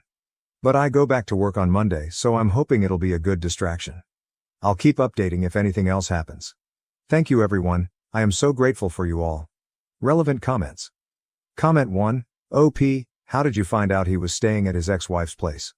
Anything he says should be taken with a grain of salt. He's not true to his words in going on contact with Sam. OP, he texted me this morning after we talked to lawyers, and said he just wants to be honest with me. I told him to stop giving me updates on what he's doing in his life and that it's not something I need to know. It seems like he wanted to tell me to hurt me. OP on how she is doing. OP, thank you, I'm doing a little better today. My mom and I went on some nature walks and went out into the garden this afternoon, that helped. Becca loved gardening with me so it made me feel closer to her. I decided to go through some of Becca's stuff today. I just found her diary in a box in the back of her closet. Would it be wrong to read some of it? I feel like it would help me feel closer to her, but part of me feels like it's wrong too. I haven't told Derek that I found it either, and I'm unsure if I should tell him. What would you do? Relevant comments. OP on if she was closer with Becca prior to her sudden passing. OP, Becca and I were very close. It felt like she told me anything and everything, but I honestly think all parents feel that way about their kids, so I'm kinda nervous to read it. Just a little update. I figured it's been a few days, so I should give a little update. My mom is leaving in a couple hours, so I'll be alone. I'm kinda nervous about it. She helped me stay distracted and kept me going. IDK how I'm gonna handle her being gone. I go back to work tomorrow, the first day back since Becca passed away. I'm looking forward to it though because it'll keep me distracted. Also, I did read some of Becca's diary. It made me love her even more, she was such a sweetheart. I went back a few months and saw that she noticed some weird behavior between Derek and Sam, didn't mention that she knew of the affair, but she just wrote that she thought it was kinda strange that they all three would hang out more than usual, without me. I might read more, but so far I haven't found anything that's disturbing, just her being a teenager and talking about crushes, fights with friends, happy family memories, etc. Tomorrow I'm also talking to my lawyer, so I might have more updates on that. Thanks for the continuous love and support everyone. Last update for a while, started randomly getting a lot more messages, comments, so I figured I'd do another little last update. My first week back at work went great. I wasn't expecting it to go so well, but thankfully it did. My coworkers were so helpful and patient with me. On Friday night I decided I didn't want to stay home all weekend alone, so I decided to drive up to my mom's. It helps that I have a 3-day weekend so I can spend more time with her. I'm heading back home tomorrow. Also, for those of you that have messaged me hateful things for reading Becca's diary, I just have to say, you aren't in my shoes right now. Telling me I'm a bad mom because I'm reading her diary is just ridiculous.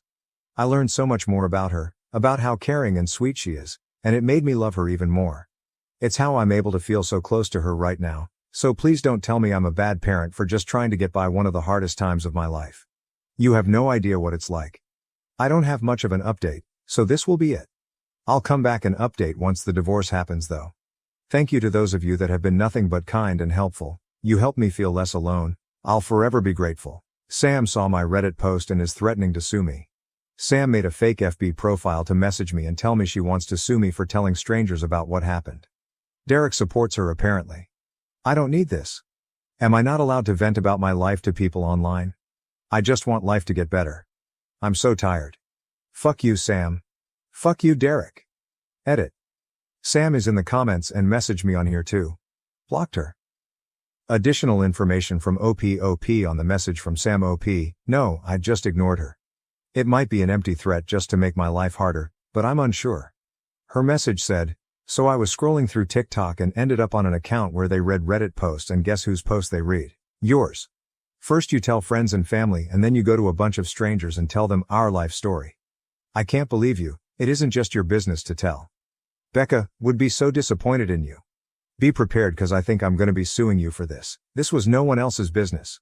You did this to yourself, remember that. I'm actually baffled. She thinks Becca would be disappointed in me.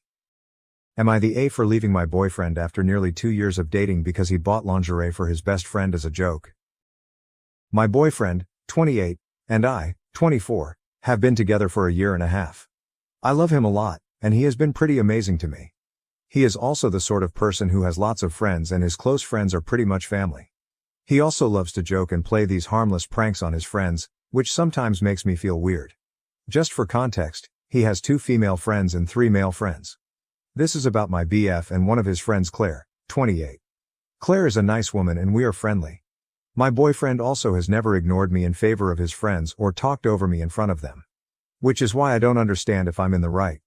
They, my boyfriend's friends, had a recently escalated prank fight.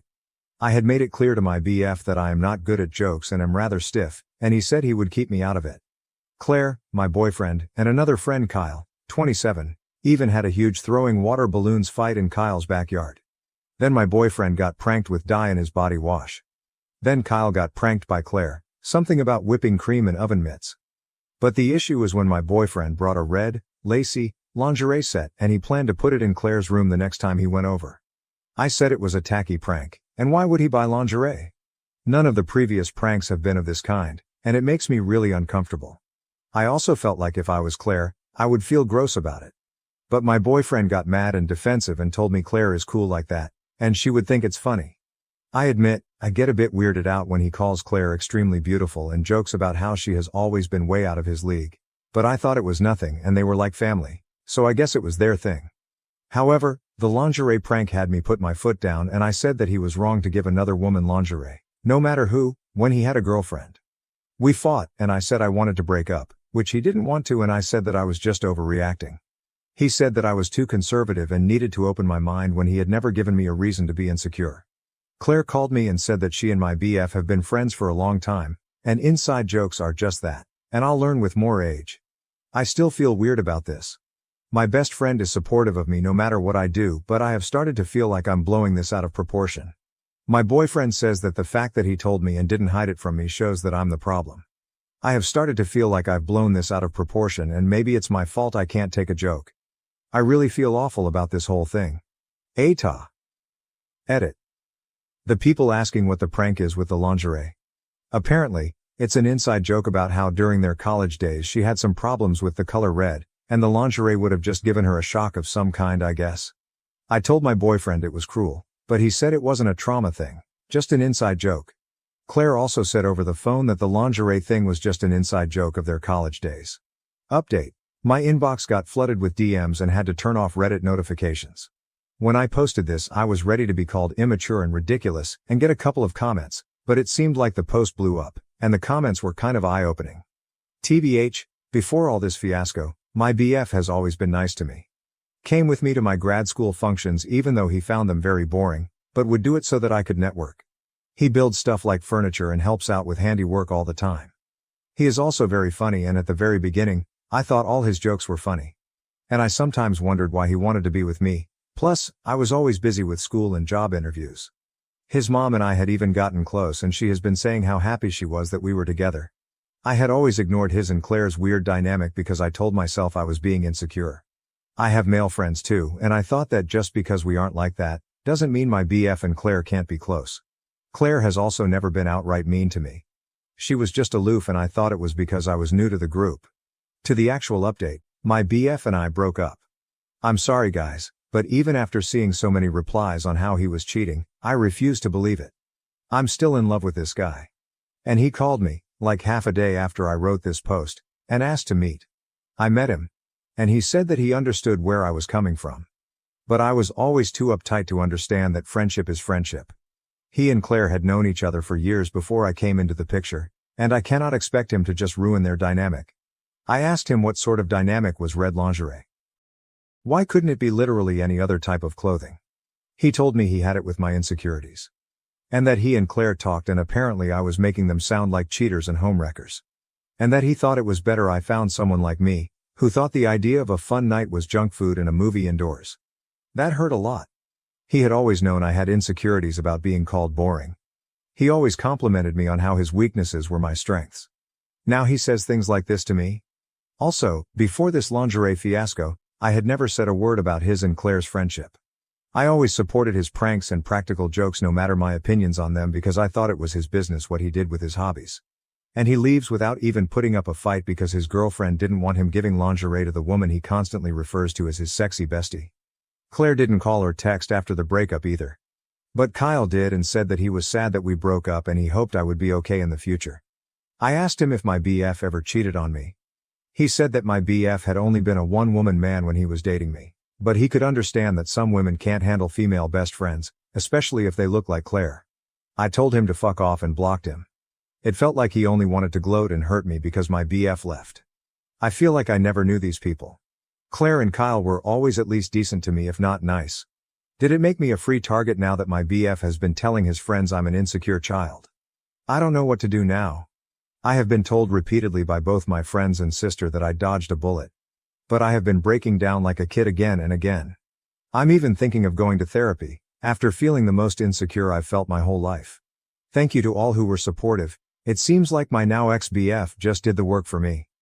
My girlfriend asked for an open, poly relationship. I said no, and now she's acting strange. What should I do? My girlfriend, 28, and I, 26, have been in a relationship for 3 years and a few months now, but not long ago she started sliding in hints before telling me that she wants to try an open or poly relationship. She asked about this before at the start of our relationship and I thought that I made it clear that I was monogamous and not interested in that. Now she's asking again and saying how we could both even share a girlfriend or we could be open and hook up with whomever. I told her no and asked her why she was pushing this again. She said that it could be a way to spice up our sex life and I said something like, okay, well I'm not into that, you know that. So no go. She got agitated and said to just try it, which pissed me off and again said no. This conversation happened a little over 2 weeks ago and she still seems to be pissed off about it, not really talking to me and sleeping in the guest room. I've tried to get her to talk to me about it but she just brushes me off and says that it's not important anymore. I've been venting to friends about it and a few of my friends brought up that maybe she's already cheated or is cheating and is trying to cover it up, or maybe she has someone in mind that she wants to bang. I doubted it at first but now I wonder because she has been a little more distant and just overall off, even before the whole open relationship talk. We haven't been having sex as often as we used to but I chalk that up to it being because of my hectic work schedule. I'm not sure what to do. I'm afraid that if I start digging that I won't like what I find.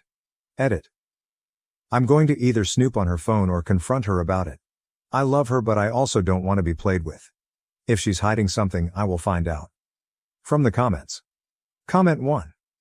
If you're afraid to dig because you don't like what you'll find, well, that's understandable. I would be too, but it's no good way to live.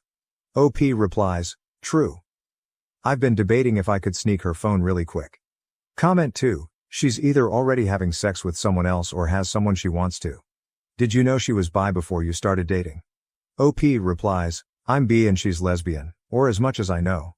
She said that she dated a boy in middle and high school but started dating girls in late high school, if my memory serves me right. Update, it's super late but I'm numb, sobering up and just can't fucking sleep. This fucking sucks but I need to get this off my chest and out my head. So a few days ago I posted about how my GF of 3 years asked me for an open relationship or to try a poly relationship. I actually got to sit her down to talk the next day after posting about it and asked her why she brought it up again. She asked in the past, in the beginning of our relationship, after dating for so long. She repeated that she just wanted to spice up our love life and I asked her, how would that spice things up though? The only one who's gonna find it sexy is you because you know that I'm not into that. She said something about how I should be open-minded about it because so many people wish they had a partner like her that would be okay with them screwing other people. I said yeah, if they were into that then I'd get that. After a little more back and forth and talking in circles I just said listen, if you want to screw someone else then just say that. However, we'll be over. I love you but if you want this then you should go be with someone that would give you what you want cause I can't.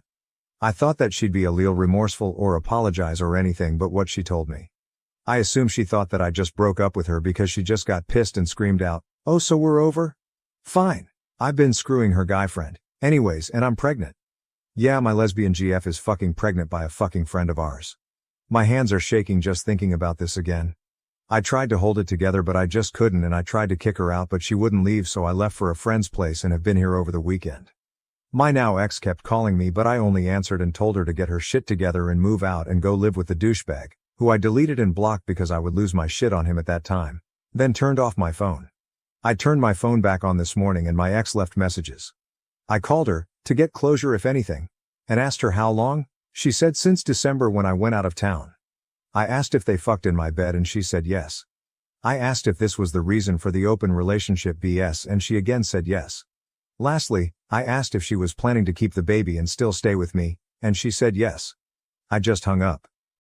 I've deleted and blocked her on everything for now because I just need to distance myself right now. I'm gonna see if I can break my lease on the APT we shared because now that I know that they've been fooling around in there, I don't want it anymore. For now though, I'm just chilling at my friend's and will probably be here until I can get out of my lease. I have no more tears left. I can't tell if I'm in shock or emotionally broken. I took some time off work but I don't know how I'll ever get back to normal after this. Thanks for the advice from my previous post. I'ma try to get some sleep now. From the comments, OOP is advised to get tested and change her passwords etc. In addition, the question of how the baby was supposed to fit into a lesbian relationship is brought up several times. Comment 1. Geez. She's a terrible person and you did the right thing pushing the issue. And I'm amazed and shocked that she thought you were going to be okay raising someone's baby. I'm so sorry you're going through this. OOP replies. Thing is that I love kids and she knows that. If and a huge if, this was an accidental pregnancy due to us being open I probably would have stayed. It's definitely different in this case obviously.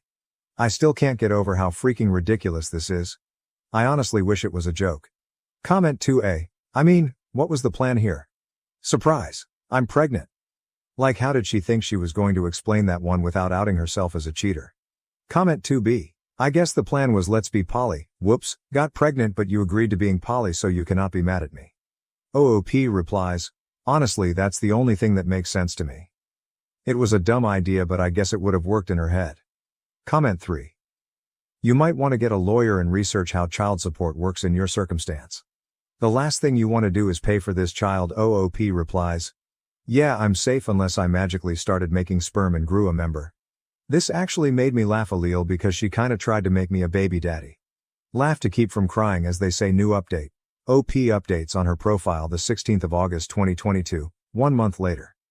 So first things first, thank you all for your support and advice. I really appreciate it.